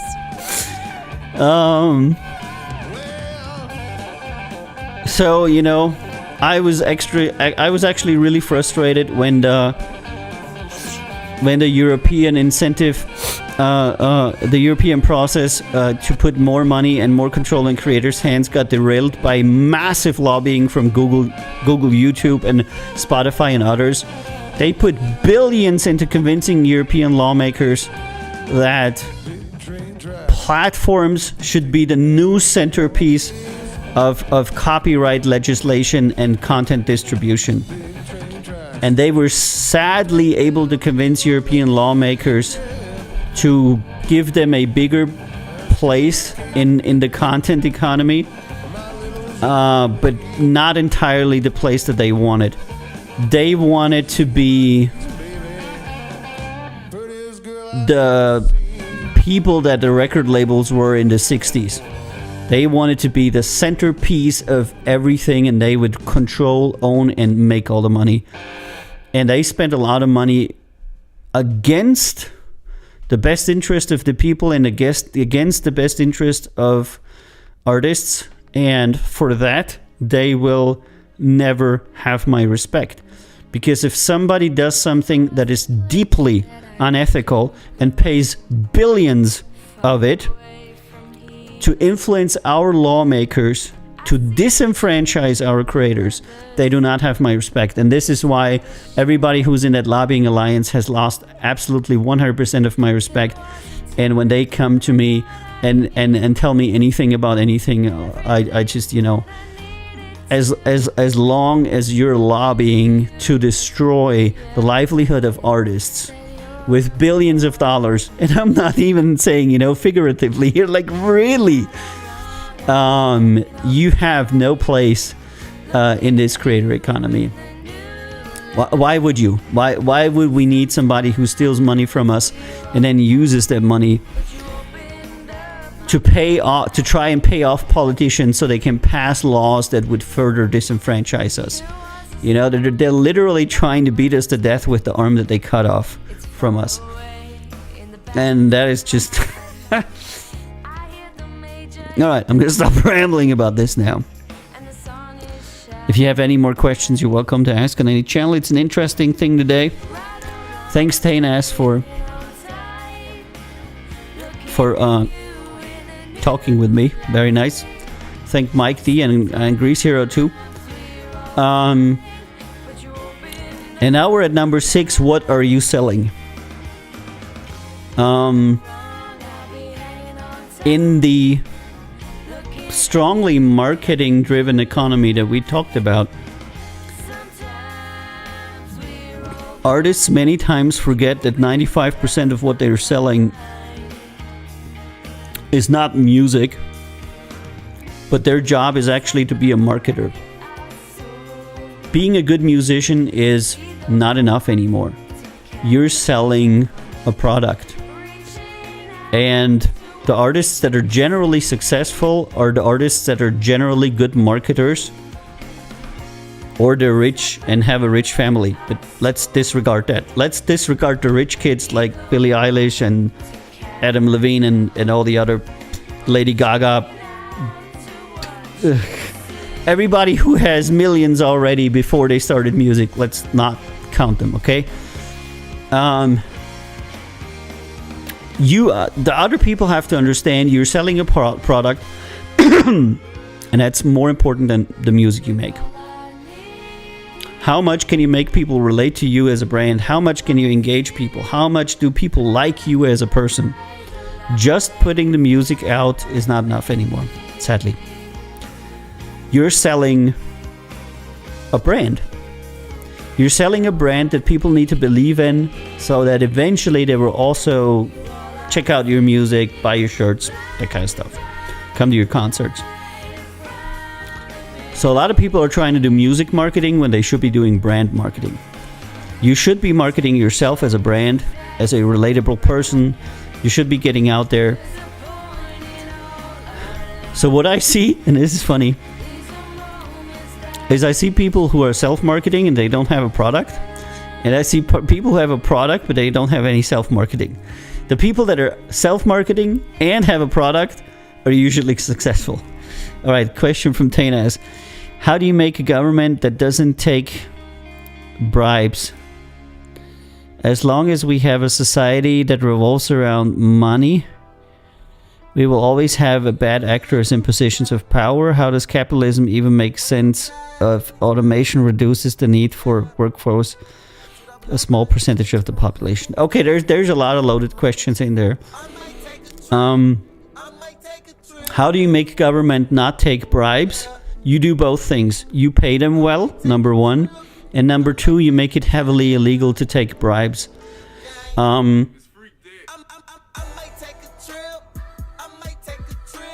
In the country that I'm from, here in Austria, it's illegal to take anything more than the value of a box of cookies.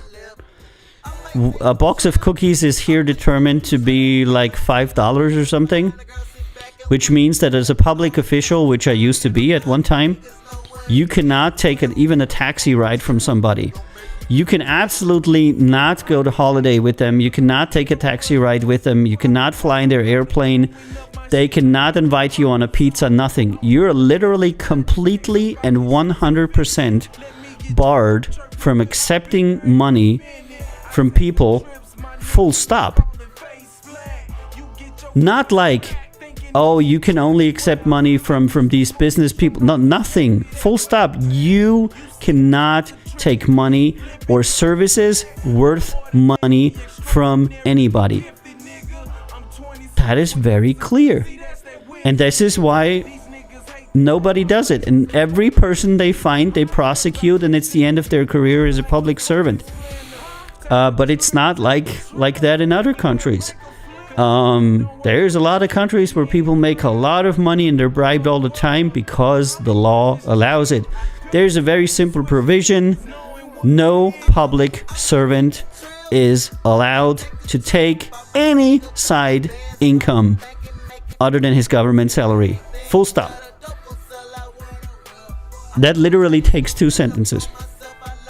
And then people say, yeah, but he needs to do a side. No. If you want to be a government official, if you want to serve the people, if you want to be, by the people, for the people, and I did that for a while, and it was usually, it was great. No money on the side. No, you're not investing somewhere. You're not selling something. Nobody's lobbying for you, buying you holidays or vacations. It's just illegal. It's just that some countries, not naming any names, it is legal to give presents to public officials. And in any country where it's legal to give presents to public officials, you have these miraculous influence groups called the lobbyists that for some reason they give presents and then a law happens. And even in a country where that is the law, there's ways around it. You donate to the party, etc. But for the USA, there has to be much, much, much stricter laws about how people can gain money that are in the employ of the government or the state as a whole. I cannot believe how open that system is to pure bribery on just about any level. Make it like here. Anything more than $5 you cannot take. End of story. They're allowed to give you a box of cookies. They're allowed to, I don't know, invite you on a set of French fries or something. That's okay. It's something that you would say, that would not persuade a civil servant to change his opinion about anybody, because they bought him French fries. And you can have that law tomorrow. It just takes like a majority in your representative body, and that'll be it. So it's that easy. People make it out to be oh man, it's about freedom, liberty. No, it's not. It's about 2 sentences in the law that says public servants can take money from other people. Boing. All right. Yeah. Okay. So Tainats, how does capitalism even make sense of automation?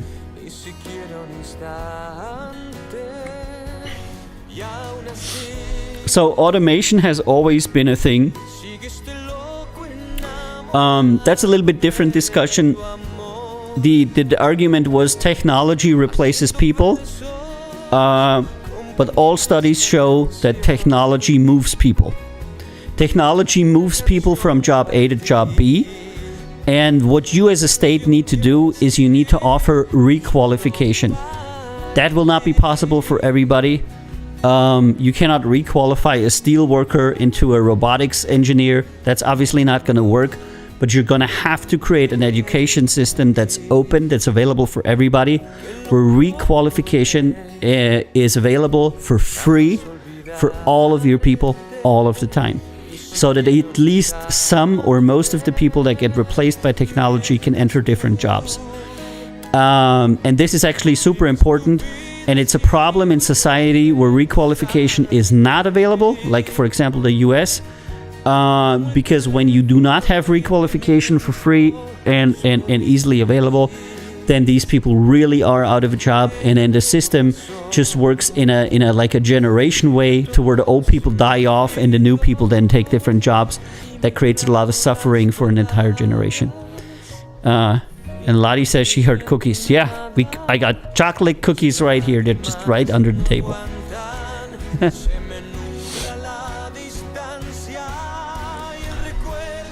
All right, Taya says, if we think in timescales of centuries or even decades, even a super cyborg of human would not be able to contribute in a meaningful way to somebody like the supply chain or energy production. Stops making... Yeah.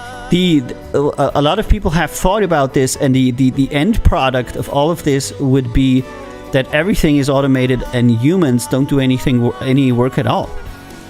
The end product of society is that everybody's going to be completely liberated of their stuff, and this is where Star Trek comes in. The idea of Starfleet was born from a society where people didn't have needs anymore. They didn't have basic needs anymore because their technology provided for all of their basic needs. Food would be replicated, drink would be replicated, energy would be generated in large amounts. People would have plenty of housing to go around, so that people would then be able to put their time toward the pursuit of new knowledge and new worlds, etc., to explore. And this is exactly what triggered the original Bronze Age expansion around what was it? No, the farming expansion at the end of the last ice age, when people were able to be more than subsistence farmers and farming income increased a lot. People were able to easily feed themselves, and this is when you see science happening. Science and progress happens in societies where people's basic needs are covered. And the better the basic needs are covered, the more advances these people will make, and they will advance hundreds of years where other societies just subsistence farm. And this is why the US has been continually falling back from their status as the sole superpower in the 50s, because their entire population is completely worried about daily living, when it does not need to be like that. There's lots of money in that country. They just concentrated on very few people. So when you have a subsistence farmer population like it is in the US at the moment, then you have a very weak country, because at the end of the day, all your people can do is scrap for food all the fucking time, and they don't have the possibility to contribute themselves to science like you have in Europe. And this is why you see what's happening with Russia and the US.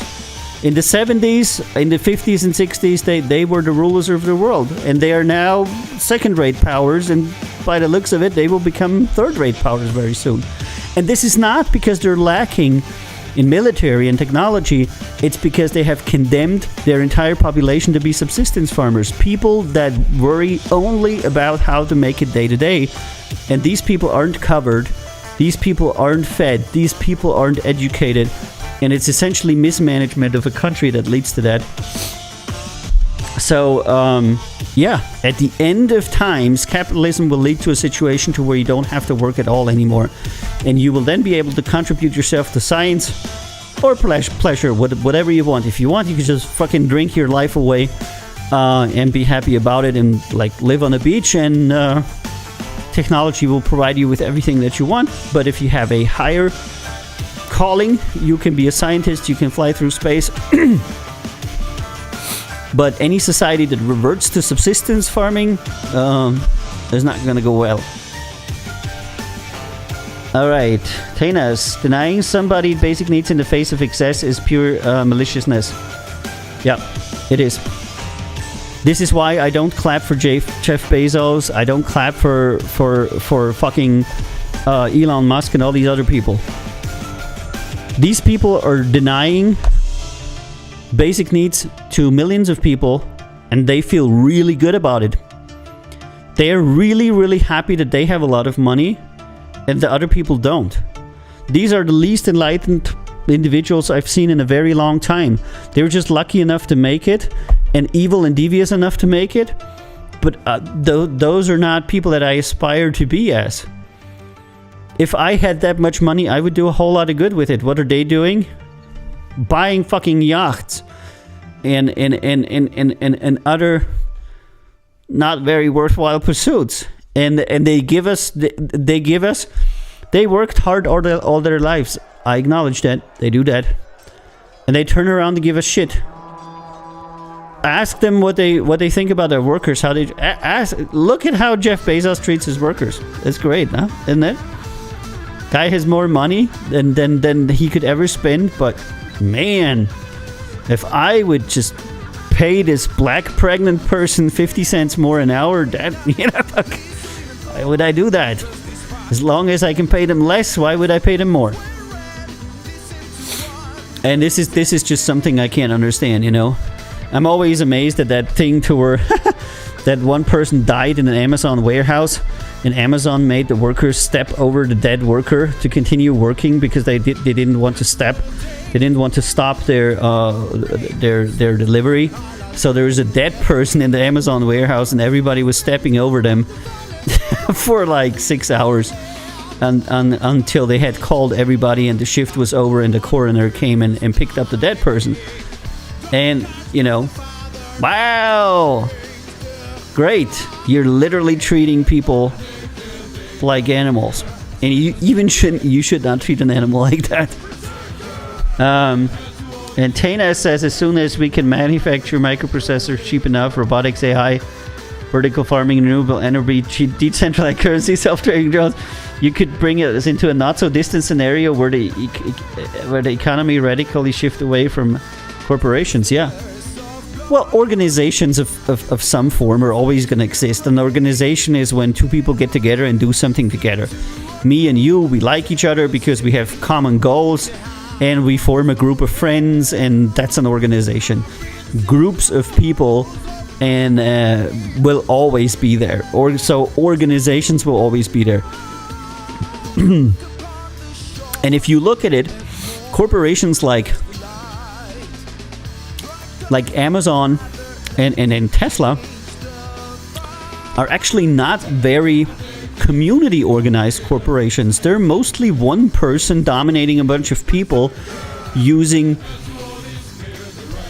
the legal instrument of a corporation. They're just really people. 200 years ago it would have been, something Rockefeller, and the company is just a legal title, but essentially it's just really them. There's no 10 friends that run this company. There's one person and one person only that runs these companies. So, corporations or organizations at the very least, I think are going to be existing essentially forever. Because whenever two people want to cooperate, they form some kind of organization. But yeah, I think you're on the right track there, Tanas, with all the technological advances that could deliver us into a new, better time. But if it's kind of like in the French Revolution, where only very few people benefit, then it's going to end like the French Revolution. Because at the end of the day, what people don't understand is, at any point in time, you're only 3 days away from the apocalypse. And feudalism ended in Europe by the Europeans killing all the lords. You should probably not forget that. Feudalism didn't end because the lords said, I am now going to decide I'm going to be more fair. Feudalism in Europe ended because the Europeans killed all the lords and ladies. In tranches over time, some people were allowed to leave, but essentially feudalism had a violent end. It didn't come to a conclusion of enlightenment to where all of a sudden everybody said, oh, I did wrong. I should not have all the money and I should give something. Some people did, but those were like 1 out of 1,000.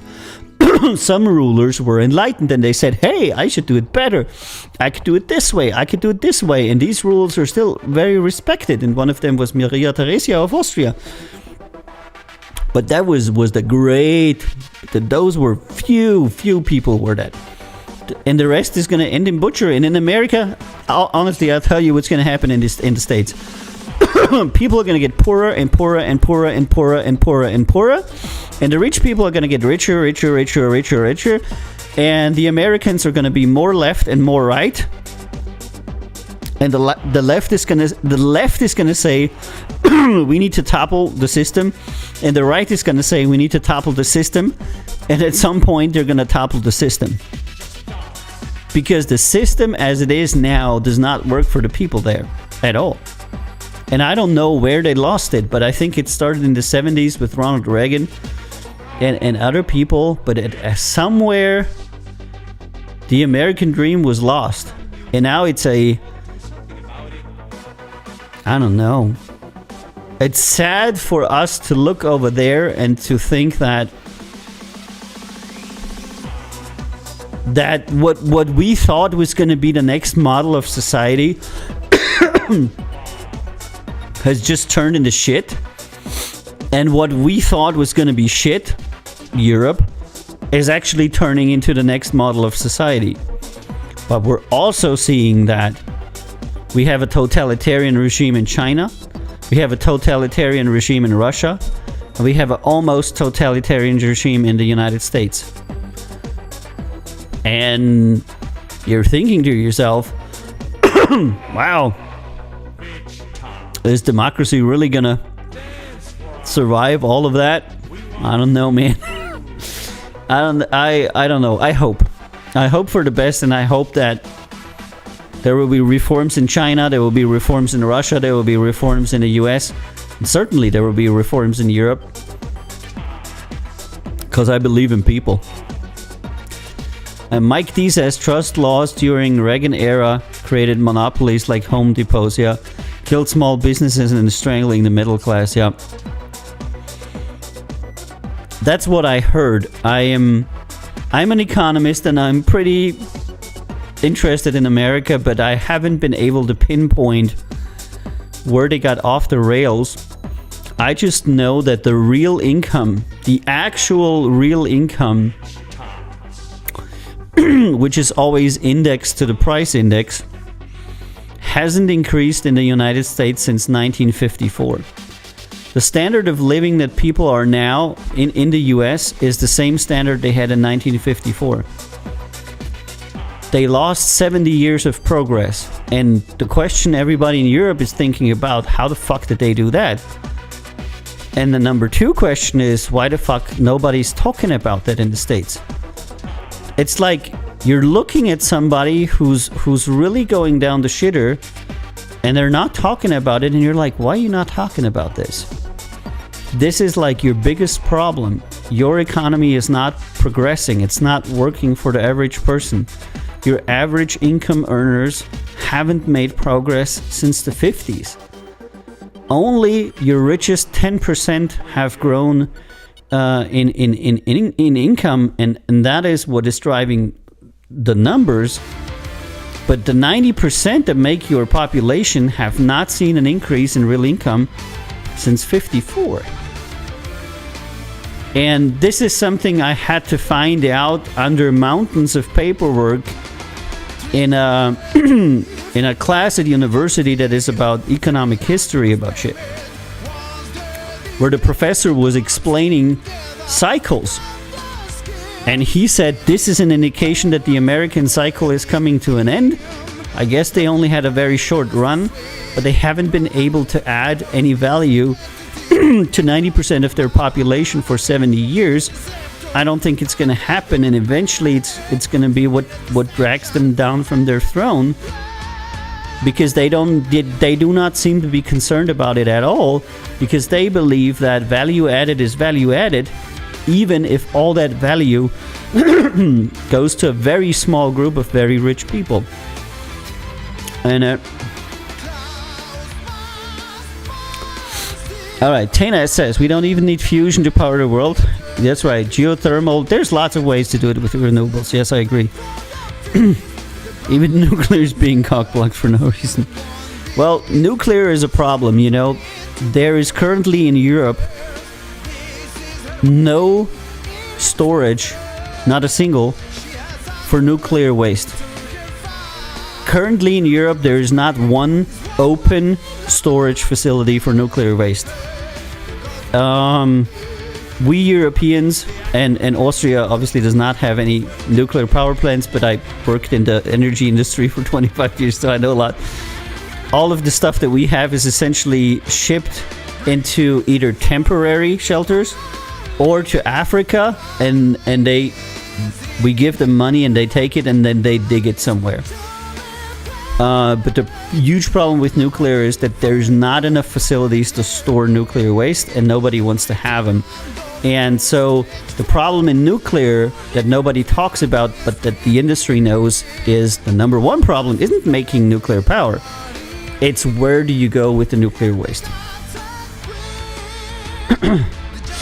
And Robot 600, hey, how you doing? The middle and lower classes are concerned, but no one listens to them. The government and the rich run the US. That's right, and that's the problem. Because at the end of the day, the 90% are the 90%. They're also 90% of the army. They're 90% of the police force. All the money that Jeff Bezos has, including his penis rocket, is not going to save him from the 90%, if you know what I mean. And it's the same with every other businessman. At the point where people are desperate, things are going to get very desperate.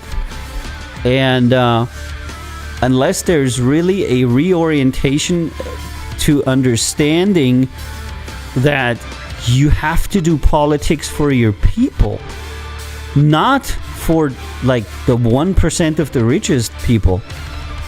Yeah, of course you need to make sure that they're safe. The 1% should also live in freedom and happiness. No doubt about that. Just like anybody else. But they generally need less help. You know, they're the powerful, the strong.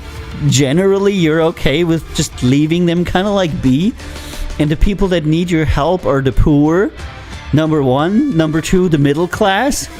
And number three, maybe even the upper class. Maybe there's some issues, but it's like your number one priority should be the poor people. Your number two priority should be the middle class. And your number three priority should be the upper class. And your number four priority should be the very rich people.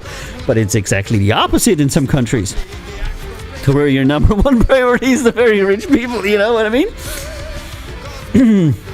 And all of these like empire type of states, kind of like the Romans and others, they all fell. They never worked because when you live in a society where most of the people are unhappy, that society will not endure.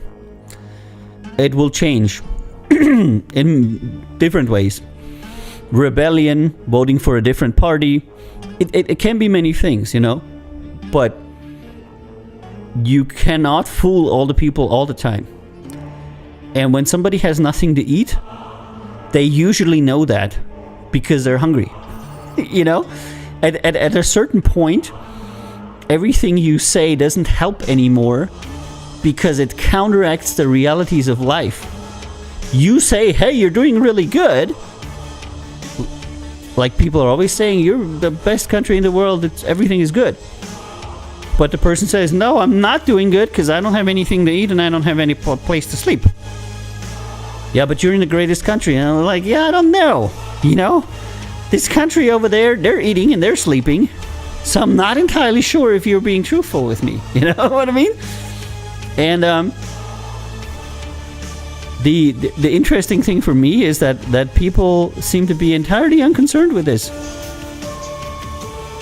Like the entire political class in America is completely unconcerned with this. Like Democrats and Republicans, they're worried about things that are like really weird to me. Like, you know, I'm not gonna get into these political topics, but I haven't seen a election program that says I have a huge education program for the lower and middle class. I'm going to make education free for poor people. I'm going to give housing to everybody. We're going to make a program to where no American has to live on the street. Everybody's going to get an apartment. Yeah, I don't know, something. And what are they talking about? I don't know. Did I send rockets to Ukraine? And was I on the phone call with China? Or did Biden's son have a laptop? Or did Trump's son do this? You know? All super interesting topics, but who gives a fuck? You have your people to take care of, you know?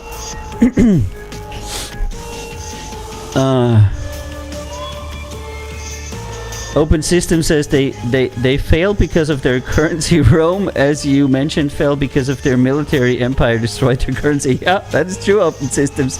They couldn't keep it up anymore. And Tana says if we took even a percentage of the military budget, we could feed, house, educate. That's right. Provide healthcare to everyone in the U.S. That's what I don't understand, you know. Bye, Mike. Have a great day. Thanks for stopping by. there's so much money in the United States, you could literally make everything happen.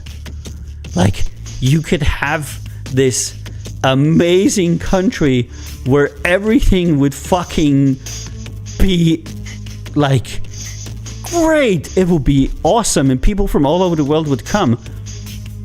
And you have a place where you have like homeless people and crackheads and veterans that are sleeping on the road, and 84-year-old women that are working in the Walmart at 4 o'clock in the morning, where Europeans go and they're like, this is America.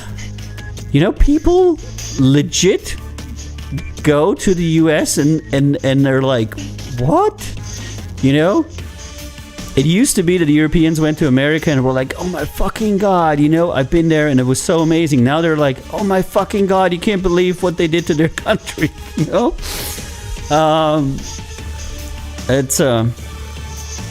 But, you know, I don't want to... I have a lot of relationship to America and a lot of people I love there. That's why I'm so concerned about them. I'm not an America hater, quite to the contrary. I can just not understand why not one government wants to do the right thing and do something for the people. They have the money. And nobody's fucking attacking them. What do you do with the fucking military? Who's gonna attack you? Fucking Russia? They can't even fuel their dumb ships. Russia cannot even have a war with America because they don't have enough fuel to even run their fleet. China is mostly concerned with their people because they're so fucking afraid of their own citizens that they have to monitor and censor and lock them in. Literally, no one is going to attack America. Literally. Now would be the best time, like ever, to kind of like, you know, ease up a little bit on the military, put some money into people. You know? Who's going to attack you? Mexico? I don't know. Canada? Alaska? I just don't get it. There's no clear and present threat. Terrorism, yeah. 5 dudes in an airplane. But no money in the world is going to dissuade 5 dedicated dudes in an airplane. It just happens. It's a reality. The Robo 600 says, oh yeah, Democrats and Republicans don't care. They're all the same and they're all the same different, yeah. Open System says, and then at that point there's no point because you couldn't take our resources. It's all radioactive. The Robot says, much love as an American. I appreciate you not hating on us. A lot of people seem to hate on us. No, this would be absolutely the wrong thing. The people that are suffering from these retarded politicians are the Americans. The Americans are the victim here. Just like, by the way, the Russians and the Chinese. Anybody who tells me that the Chinese people are assholes is an idiot. Do you really believe that the Chinese people elected to have the Communist Party there, mount cameras everywhere, control their every move, tell them what they can and cannot say, censor everything that they do, and be afraid for the entirety of their lives, tell them how many children they can have, and kill them if they dissent? No, if you really believe that the Chinese people wanted all of that, you're an idiot. These people did not want that. The Chinese people are the same as anybody else. They want to be happy and free, and they want to eat dumplings and not be worried about death. And that is what connects people all over the world. They're all the same. I know a bunch of Russians. They're all wonderful people. I don't know any Chinese, but everything I heard from people that were in China, they're the same. They want to have a family. They want to have kids. They want to have food. They want to watch movies that they want to watch. You know, little things. So it's the people of every country are very similar to each other in that they have needs and wants that anybody would have, and it's their political leaders that brought them to this mess, kind of like. Open System says the politicians are the issue. Yeah, I think the same. But But the people keep electing the senators over and over and over, voting for the worst presidents. They keep refusing to vote for third parties or alternative ideas. Yeah. I have to say that here in Austria, we used to have two parties, Social Democrats and Conservative Party. Kind of like in America, left and right party. But then we had the Freedom Party, which is far to the right. Then we had the Green Party, which is far to the left. Then we had Neos, which is kind of like an economic liberal party, kind of like in the middle. So we now have a pretty strong 5-party system. And I have to say that was actually better.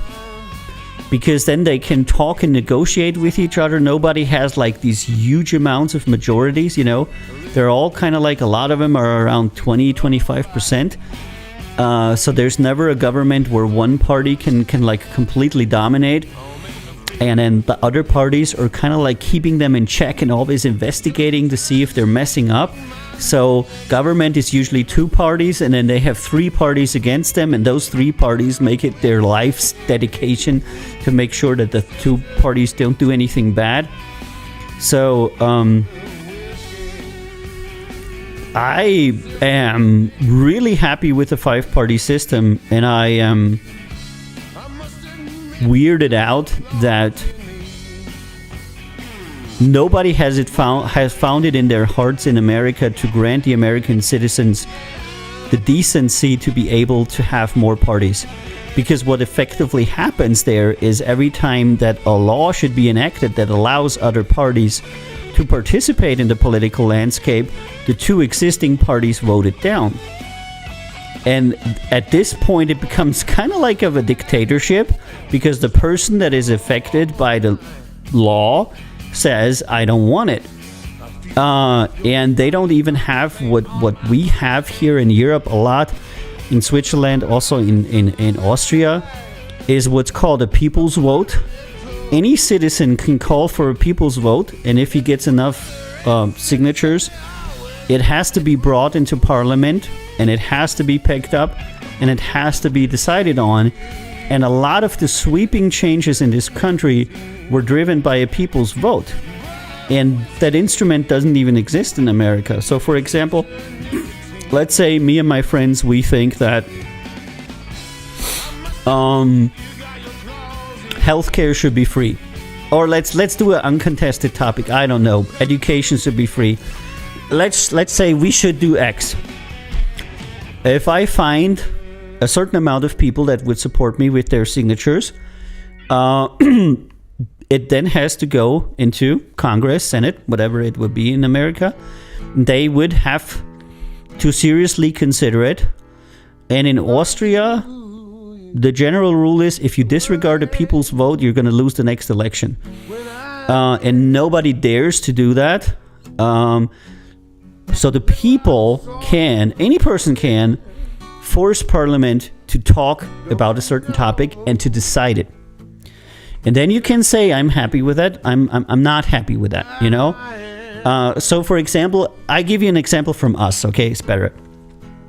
We argued 25 years about military service. Should it be mandatory or should it not? That was such an abrasive topic. I cannot even say generations of politicians were cussing at each other for mandatory military service or not. And then it went through party lines. There was leftists that were for it and against it. There was rightists that were for it and against it. And it went through the parties, and nobody could ever decide should we have mandatory military service for about a year or not. And at the end of the day, they put it to a people's vote. And they said every Austrian is going to go to the polls. There's going to be one question on it. Should military service for 1 year be mandatory, yes or no? And it came out, 56% said yes. And everybody said, okay, fucking settled. That's it, Other people were unhappy. 25 years of arguing, done by every single person making their X.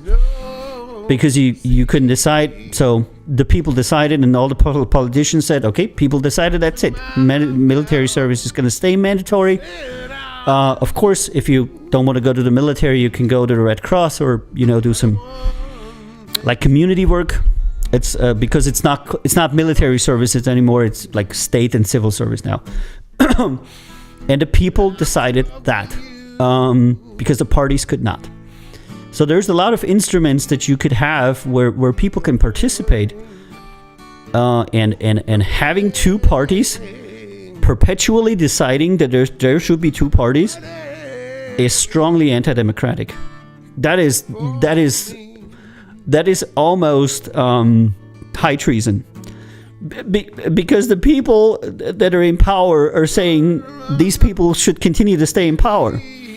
If a person would do that, you would say they're a dictator. If a person says, I am the ruler, and by being the ruler, I rule that I stay in power, people call it a dictator, right? So you have two parties and say, we are two parties, and we decide that two parties should be in power. What is that? Sorry. All right, I'm going to read some more stuff. Robot says, I feel like we need a 5-party system. Yeah, good. Yeah, I like it. I vote for various parties at various times, by the way. I'm big bitch like that. Open System says, how did you get the voters to break the two-party dichotomy? Okay, Open Systems. The way that the law always was is that anybody who has more than 3% of the population's vote gets to have a federally represented party. And at a certain point, there was just enough people to form the Freedom Party, which is the Austrian right-wing party. They're very conservative. They're very, would be your right-wing Republicans. And there was enough people to form the Green Party, which would be like your left-wing, Democrats. And then the third party, that formed was the Neos, which is your liberal economist party. They got the 3%. Meanwhile, in the intermediary, there was a bunch of people who tried to get the 3%, and then they had it for a year, and then they failed. But essentially, these three have established themselves. Freedom Party now sits around 20%. Green Party now sits around 20%. Liberal Party sits around 6%, I would say. So you have this 2020, so that's 20, 40, 60, 80. Yeah, and then you have 6% liberals and 5% that don't vote. So you have 20, 26, and 4% that do something else, or and that took a while for these parties to establish, but essentially the law always was from after the Second World War, if you have 3% federally, if 3% of all the Austrians, then you constitute a party, and then you have a party, and you get representation in every chamber, and you can then, whoop, here's the boy, go into coalition and all that stuff. So it's what we call the 3%. And that law could be implemented in America in a minute. If you have 3% of the total vote for your party, boom, there's your party. But you can lose it.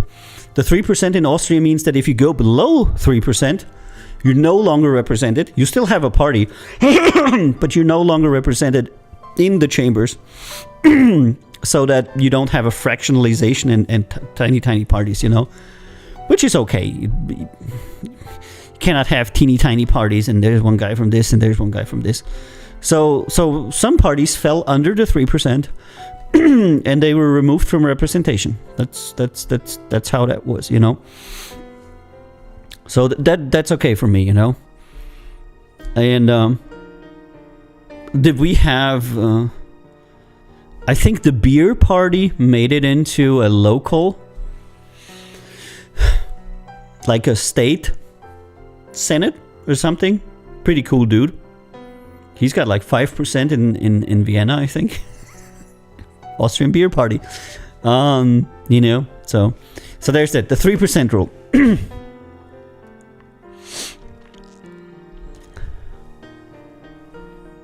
And Tana says there's no electing anyone that represents the public. Collusion in the Electoral College, DNC, RNC, and the shit like Cambridge Analytica basically makes for conducting political theater. Defeat the media, not a democratic republic. Yeah, it's the problem of a two-party system. It's difficult. Open System says, well, that might be arguable, but assuming you're right in that scenario, all I see is violent revolution and hanging of all branches. Oh, well, I hope that doesn't happen. I see no other way to break that lock-in, says Open Systems. No, I mean, just there needs to be an initiative of the American people that parties can be formed with 3% or 2 or whatnot. But more parties, I mean, what the fuck, 2? I mean, come on. 2 is literally one more than 1, and 1 is the dictatorship. 1 is literally a totalitarian regime. So 2, you're not really far away from that.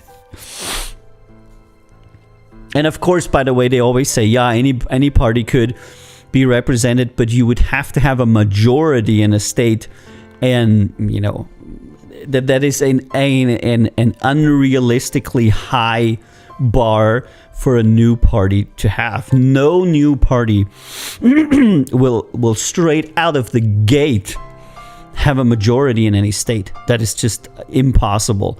So by making impossible hurdles, it's the same thing as saying it's not allowed. Tana says we have a government that want to imprison and lock up people like Edward Snowden. Their true colors are in plain sight. Yeah.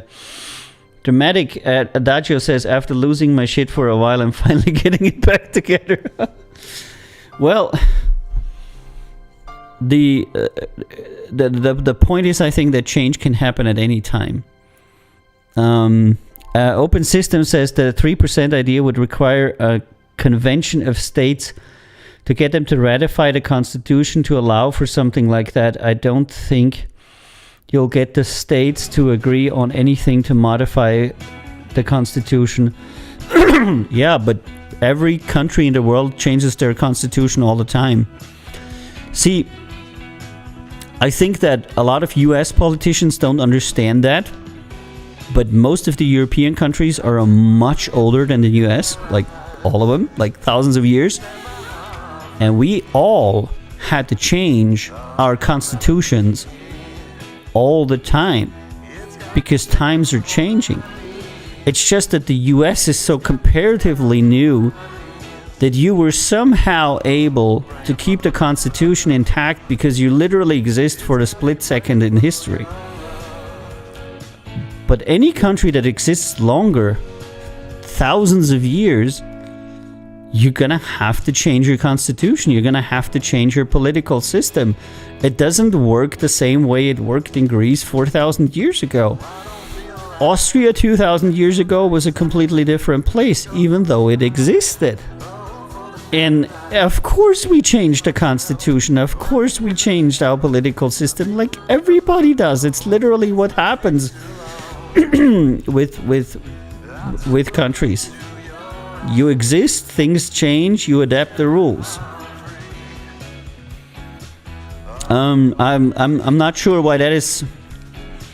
I think if you have no history, it makes it more difficult looking back. And Robot 600 says we technically have 3 parties, but no one ever votes for the third party. Yeah, there's some like an independent party or something. I don't know. I'm gonna drink a little bit.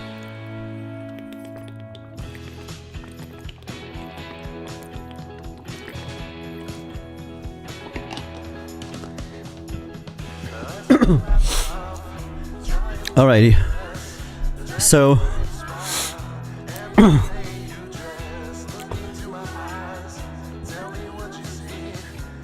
I think there's going to be I think the only way that this change is going to come about is if the 2 parties agree. There's a big consensus. And these 2 parties will only agree to cut their own power down when they are afraid of losing it entirely. And that will only happen if extreme things are probably going to happen. And Open System says, love your stream, by the way, my friend. Thank you very much. I always love to see those in other countries share their ideas. And I always love to talk with people, and I don't know, it's a great world where you can share your ideas and you can talk about these things online, and then people actually hear it. And you have the feeling that somehow you matter, you know. Usually I talk about music, but I am very passionate about these things because as an economist, I represent a school of economy that I would probably describe as ethical economy that seeks to be ethical towards every participant of it, including the environment, the worker, the manager, the environment, everybody on it. I deeply believe in the win-win situation. There's always been cases throughout history to where something was done and everybody benefited from it. Why should we not have that, you know? Why should we have a zero-sum thing, kind of like the crypto market, to where everything that's gained in some position is lost on another position, and where you don't have growth, but you have reallocation of assets? Because reallocation doesn't do anything for humanity at all. Because moving money from one person to another person and then moving it back doesn't create more value for the entirety of society. It keeps the money constant, but it just moves it fucking around. It just moves the money from poor people to Jeff Bezos. What's the fucking benefit of that?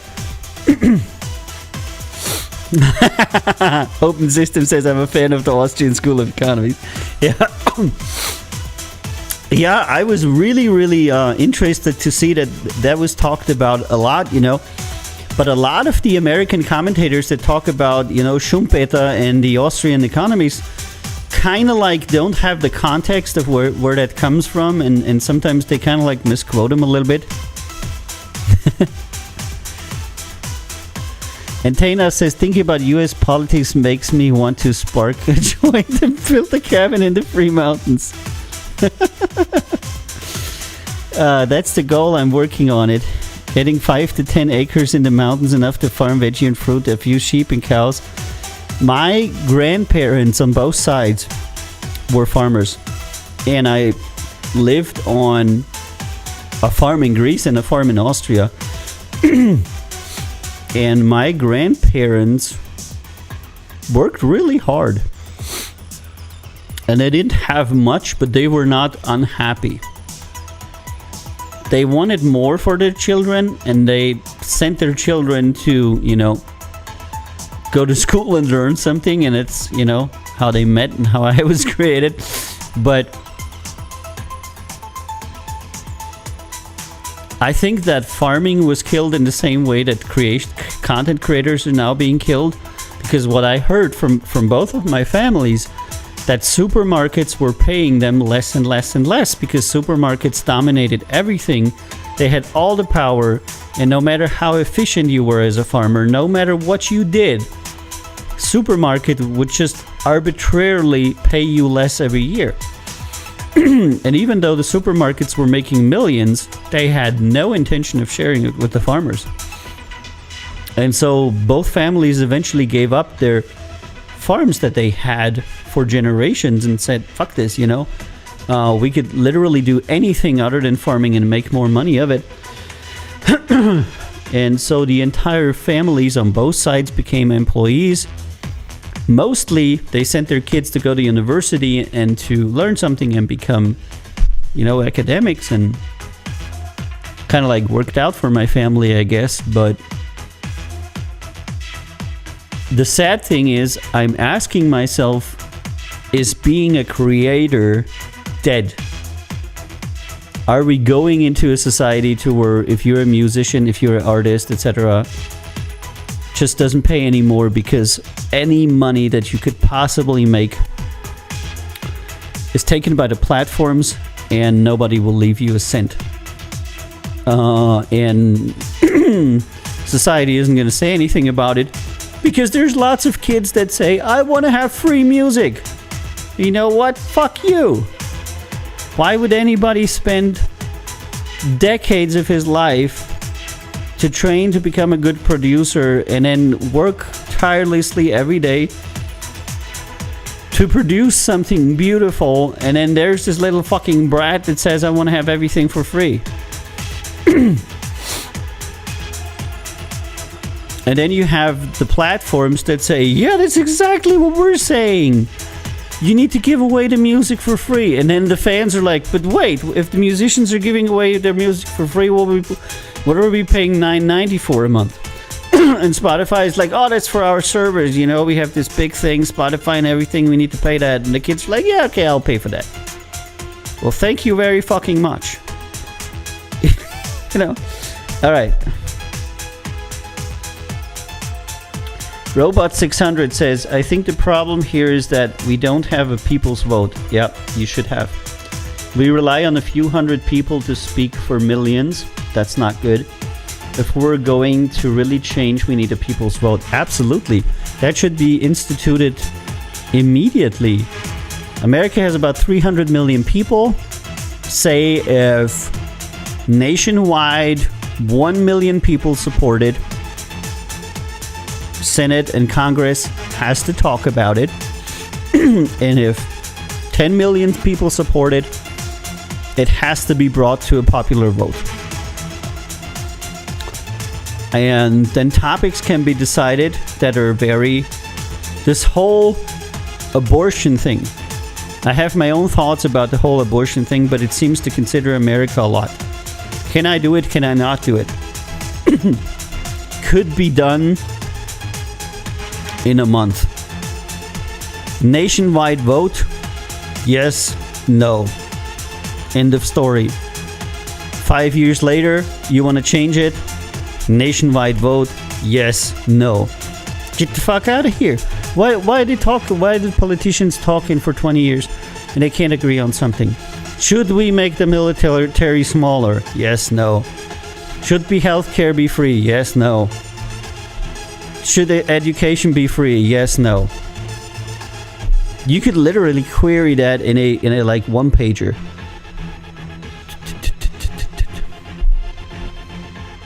I don't get it. I don't get it. You can. It would take like a month, and you could decide topics like our army service that politicians cannot seem to agree on. You just ask the people, you know? And something will come of it. And then everybody will have to accept it because literally everybody got a vote.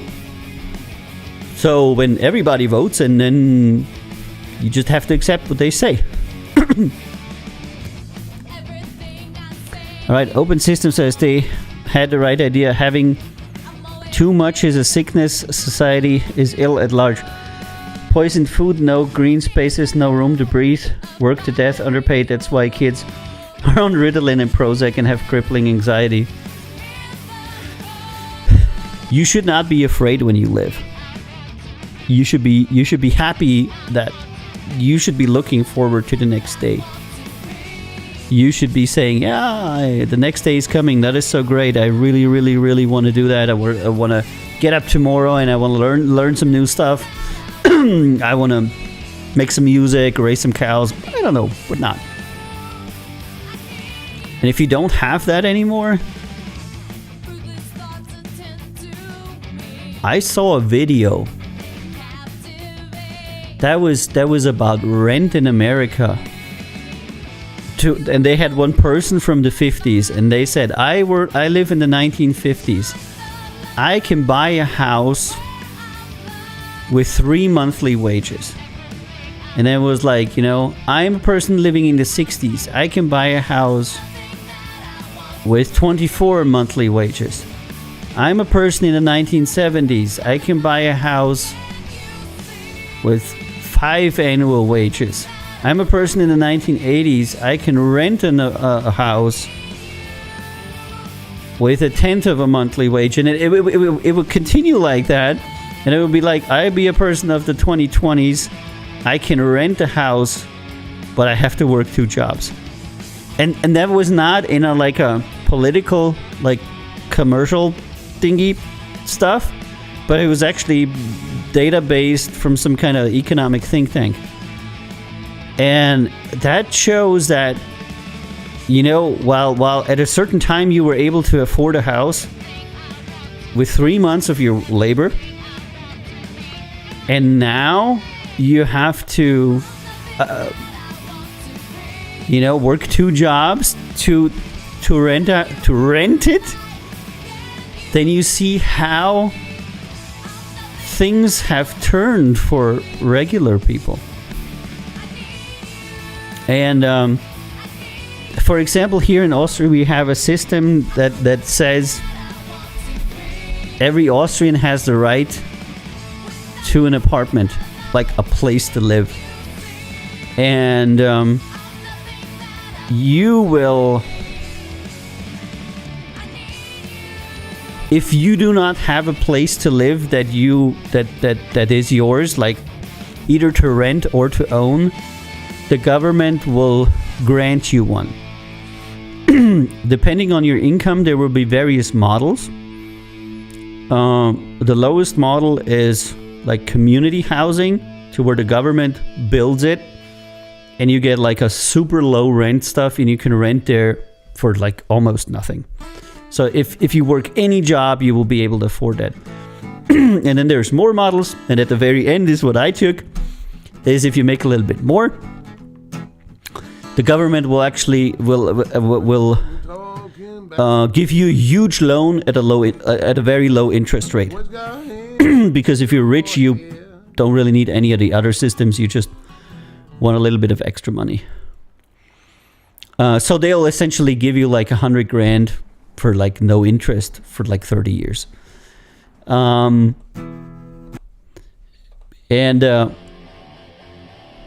this has essentially made it to where everybody has a place to live here. It's like everybody who wants to have a place to live has a place to live. Because either you get something where you can just stay, but it's not yours, but you can like stay for the rest of your life. Or they will help you buy an apartment, or they will give you credit to build a house. But you only have this once in your life.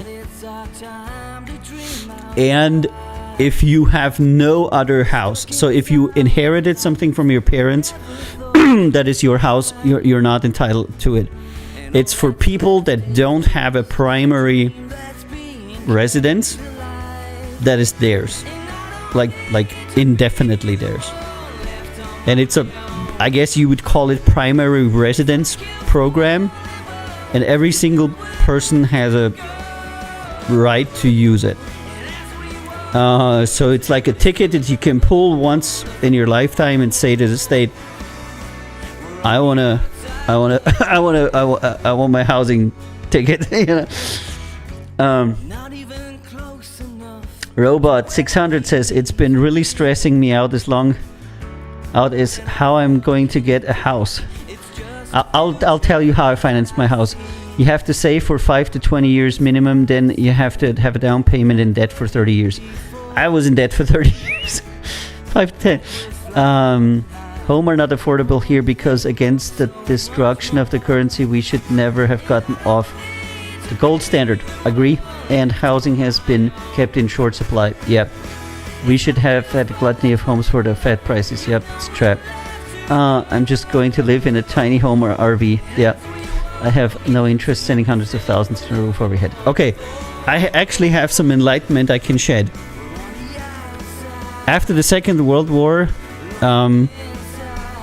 Austria was kind of like destroyed. Everything was fucked up. Everything was bombed. People were dead. It was really the shit. So they said, how the fuck are we going to get people in houses? Because they don't have money.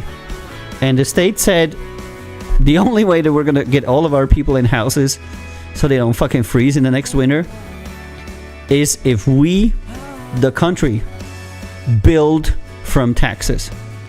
So they took a lot of the tax money and they started fucking building houses. They were building houses everywhere, and every family that needed a house was assigned a house. That's your house, you're assigned to it. Do you want to buy it or do you want to rent it? If you wanted to rent it, you could rent it for a very, very low price. And if you wanted to buy it, you could buy it for a very, very low price. And they just kept doing that. They just kept doing that for 20, 40, 30 years. And it was such an effort. Build houses, put families in. Build houses, put families in. And somewhere in the 80s, they came to the point to where they're like, oh, there's no more people that want to move in anywhere. Our housing program now actually has more like houses than people that want the houses. And that's when the private building industry said, yeah, and you motherfuckers have ruined the price of housing in Austria for all eternity because you built so many houses that the prices for rent are so low. And then the Austrian state was like, by building houses, we can control the price of real estate. So whenever the price for Austrian real estate goes up, like more than what the state wants, they just start building fucking state housing and putting young families in. I'll just build 400 new houses around the city and be like, okay, everybody who wants to move in? And people are like, yep, I want to move in. There you go, move in. So they use construction of public housing as a countermeasure against price gouging of private real estate developers. So that whenever there's a strongly heated up thing of prices, that they use that to keep the houses down, to keep the prices down, because they recognize everybody needs to have a place to stay. And people can only work, they found that out too, if they have a place to stay. Because with a place to stay, so many things start. You need a place to you need a house to have a bank account. You need a house to have a job. Everything starts with a place to stay. You know, when you're homeless, things become really, really difficult. So after World War II,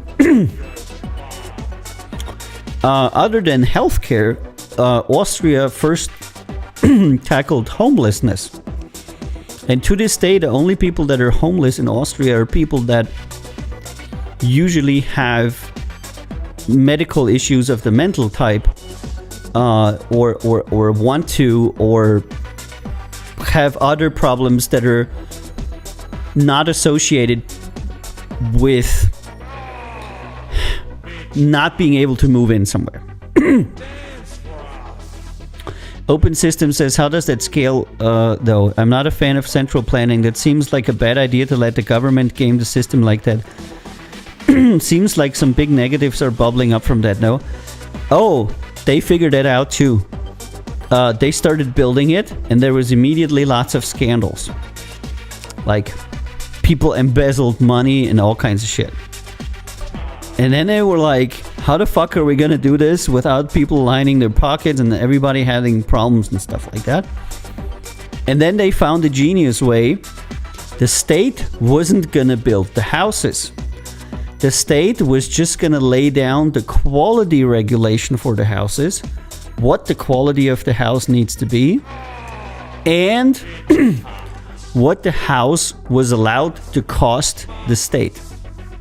So they said, we're paying $2,500 per square meter in this and this and this quality.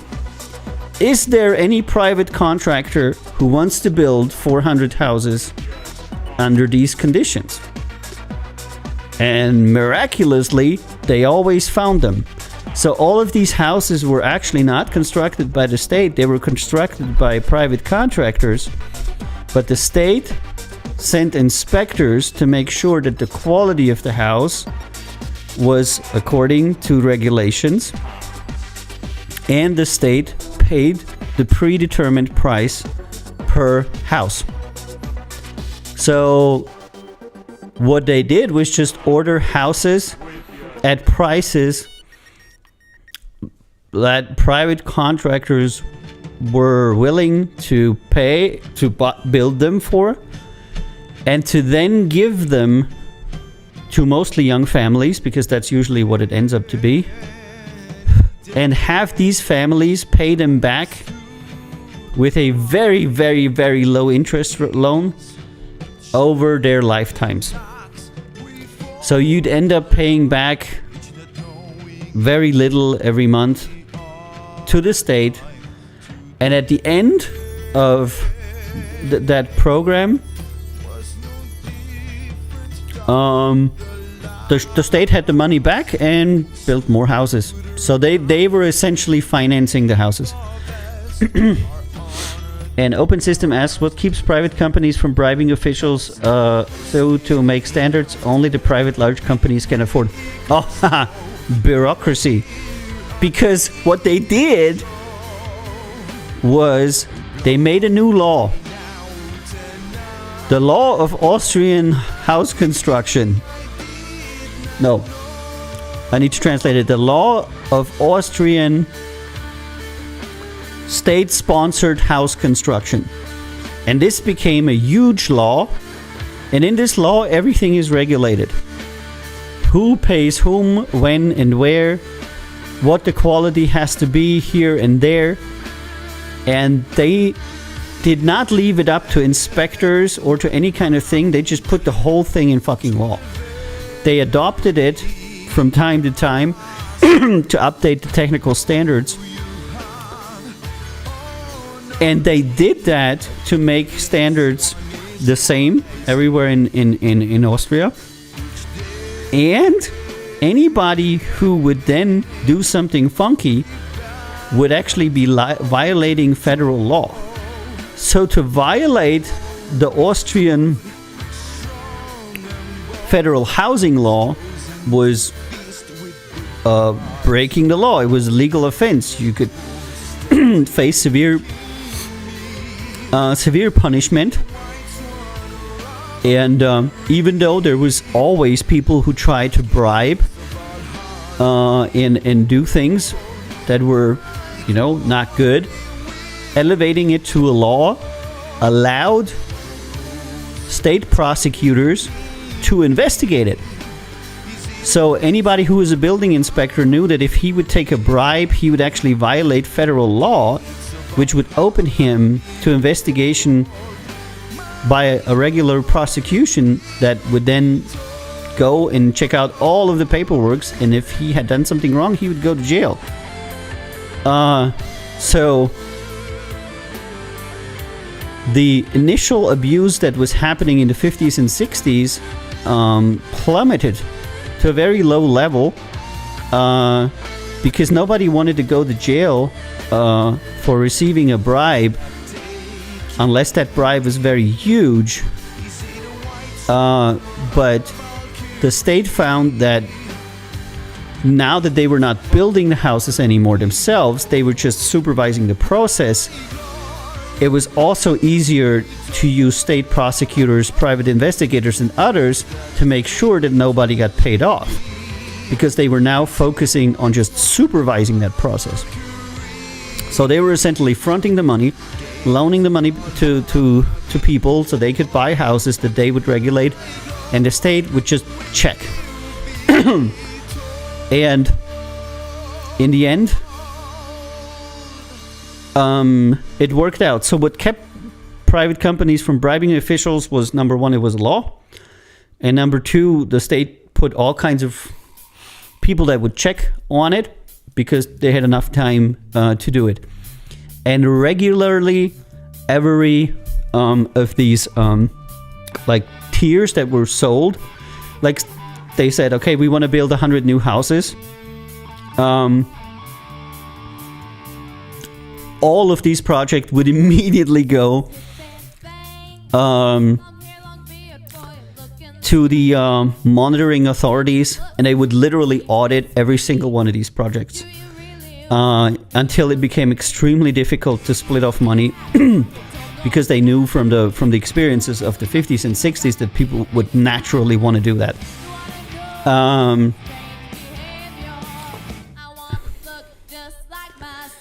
And Tana says nobody goes to jail for financial crimes in the U.S., especially if they're rich. The judicial system lets you buy a slap on the wrist at worst. Well, it depends, you know. But elevating this whole business deal from a private contract to a federal law allows you to prosecute people completely different. Because you're now not violating a business deal, you're violating a federal law. You know what I mean? And this was the crutch that they used. And this law is very extensive. I read it. I worked with some of the people that were in the department. And it literally spells out a whole lot what you can and can't do. And who has to do what and when. And I think it's because people knew that there was going to be funny business, you know.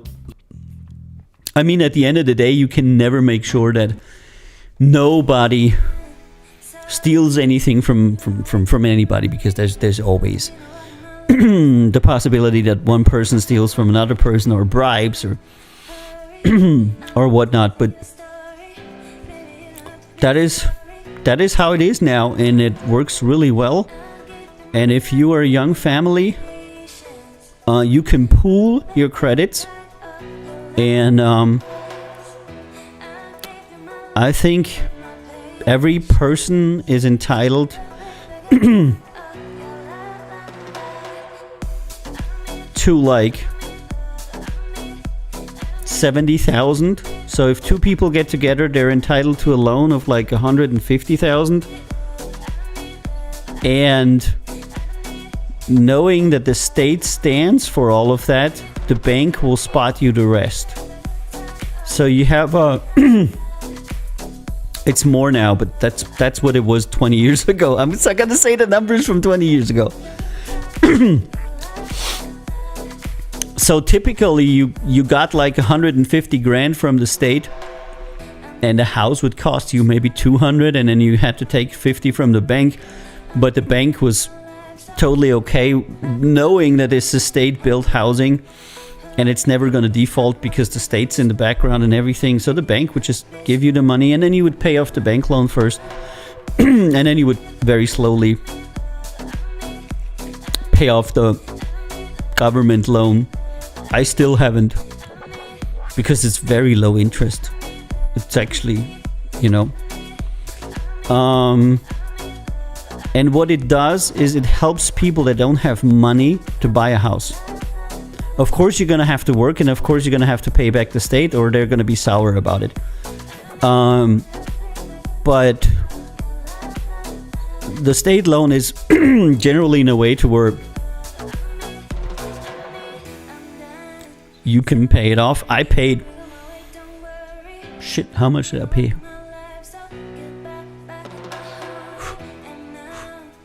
I paid $800 a month, and then I paid $500, and then I paid $300. But I started, I think, with $800, because in the beginning it's just more. It'll get less, you know, because the smaller bank loans is what you like pay off first. But even that, you know, that I paid $800 and I was able to buy a house where 5 people lived in comfortably, with parking space and backyard and everything, near the city, suburbia, you know, isn't really a stretch. If 2 people are working, easy, you know. And Tana says, imagine the US caring whether you had a roof over your head, or the banks here considering giving a loan to a poor person. Yeah, this is the way that the poor people here get the rest of the money from the bank, because the state says, you know, it's my fucking house, I'm good for it. You're just filling up the... You bank are just, you know, giving the extra money that... If you bought a very cheap house, you could finance it entirely from the state. And I know a lot of people that are very poor. I was just normal poor when I was young. But I know a lot of people that were very poor that just built a house outside the city, took the 150 and built a house with 150. That was in the 2000s, by the way. So that was 20 years ago. So it's now probably higher numbers. And then their only creditor was the state. That's what I would have done if I had less money. Then I wouldn't have the convenience of living 10 minutes from the inner city, but I'd also have spent less, you know? And all of these things are very, very possible. America could institute a program like that easily, because the program in itself is a zero-sum game. You're paying. Who are you paying? What is your outgoing? You're gonna forfeit a little bit of interest because your interest is low, and you're gonna pay building inspectors, contractual negotiators, bunch of lawyers, these people that kind of like run this. But a program like that, to where your people are actually paying you back your loan over the course of their lifetime, you're actually recuperating that money. So you as a state really don't have a loss. You know what I mean? You're not really losing money at a huge rate. You're just helping people by providing a credit line that your bank wouldn't. That's essentially what it is. It's a cheap credit line that the state says, I'm going to give you credit once in your life. You can have it, so you can have a house. Because I want you to have a house, because everything starts there. Once you have a house, you'll have your wife, you have your kids. One of you is going to have a job. You're going to put down roots. You're going to start paying taxes. You're going to pay back the loan. Everything's going to turn into the positive from there. And that is the magic that a lot of people, find really weird, that you come to Austria, you get free healthcare, free education, and free housing. It's not free, but, a lot is given to you. And people are like, what the fuck? They're giving me all this shit. I'm like, yeah, because they want you to pay taxes. And you can only pay taxes if you have a house, if you have a great education, and if you're healthy. Only then can you pay taxes. They are turning you into a good taxpayer. And why would you not? It makes a lot of economic sense. Turn your citizens into great taxpayers. They're healthy, they'll be working more. They're educated, they'll be earning more and paying more. They have a house, they can have a job, they can start. It all makes absolute economic sense. It's an investment, and you're getting the taxes in return. And this is what I mean by, this is the thing I don't understand. These things are extremely obvious. That these things that you invest in your citizens, you are going to get back. Cookies, chocolate chip cookies. Just saying that for Lottie. So the only reason why you're not doing that is because you're a spiteful asshole. I don't know why you wouldn't. You invest something in your citizens that you are going to get back, and you know it. You're going to get it back from statistics. It's not a miracle. But you still don't, because you're like, yeah, fuck you, citizen. I don't care. Okay, so, all right, I'm gonna get on with my show here. And I'm gonna do number 7, the fake label split, because I only got 16 minutes left on Reddit, and I'm gonna check the fuck out of here. So today I saw a new scam, and it's where a label that isn't really a label, it's just one person,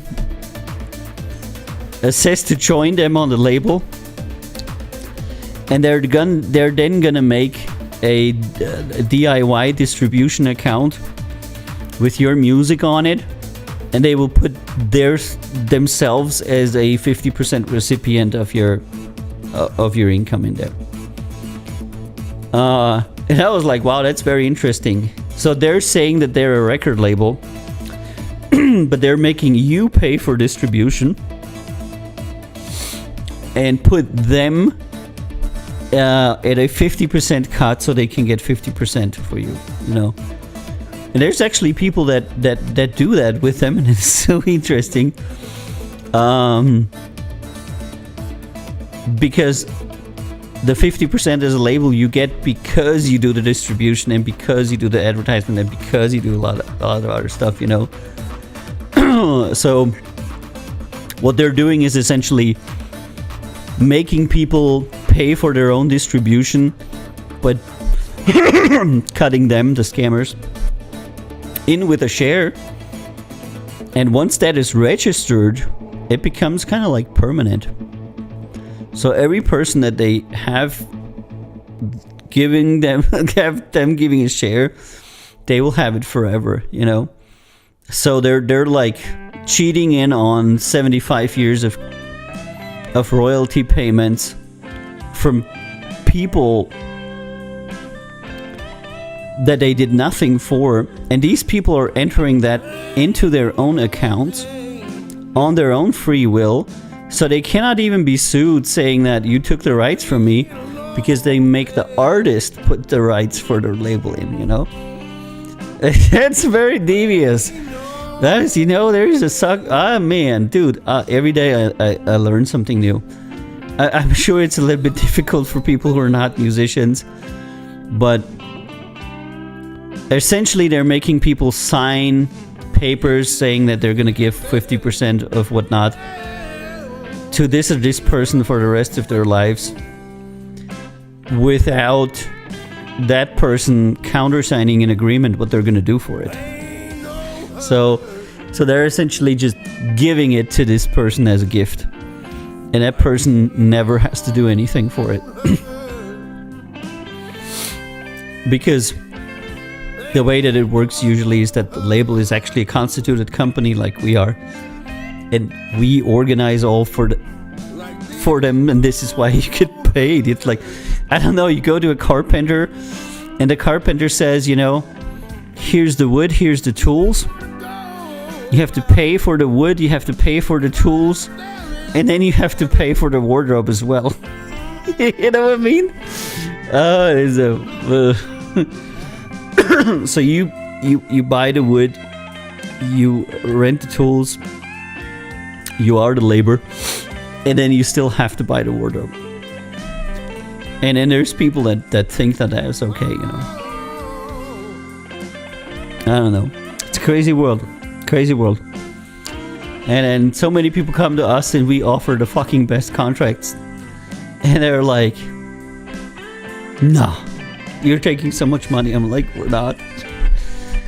Oh, man.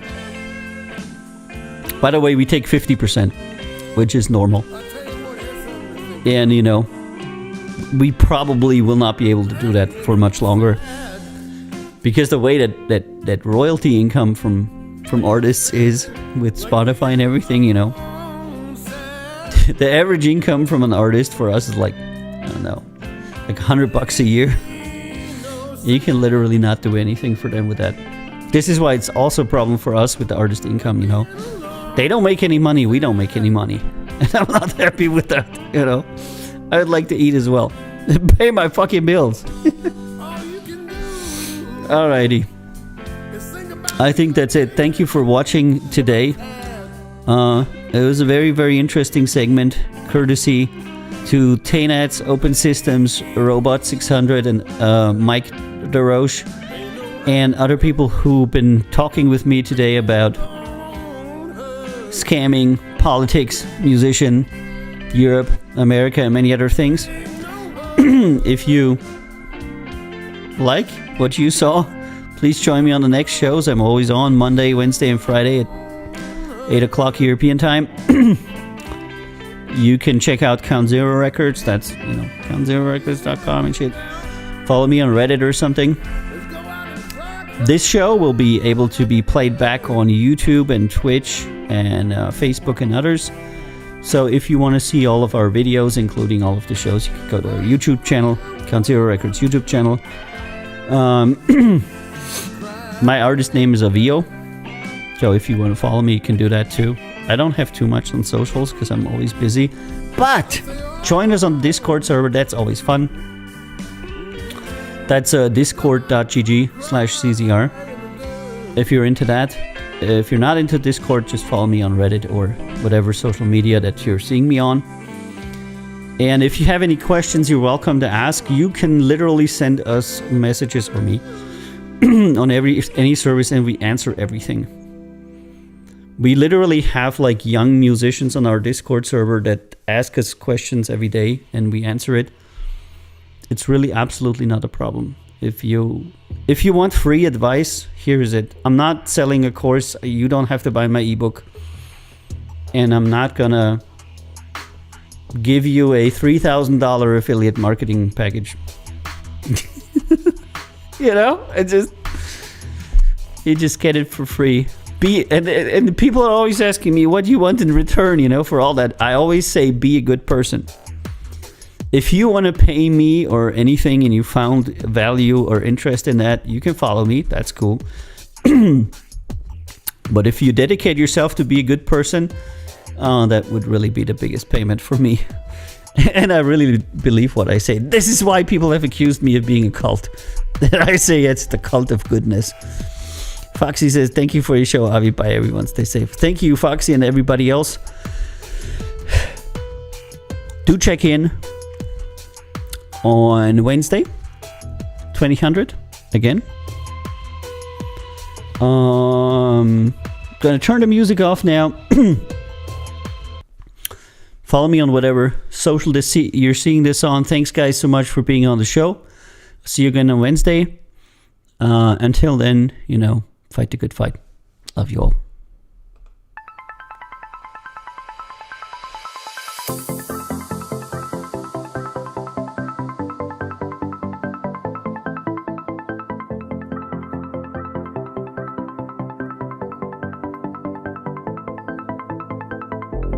It's not time to go home yet. Just stay with me for a moment. I never thought I'd find what I was looking for, but this feeling can't afford to leave. Came here with a 20 in my pocket. Didn't want to stay too long. I knew that I would drop it. Check myself out in the reflection of a liquor bottle. Saw a real sad girl, a big pill to swallow.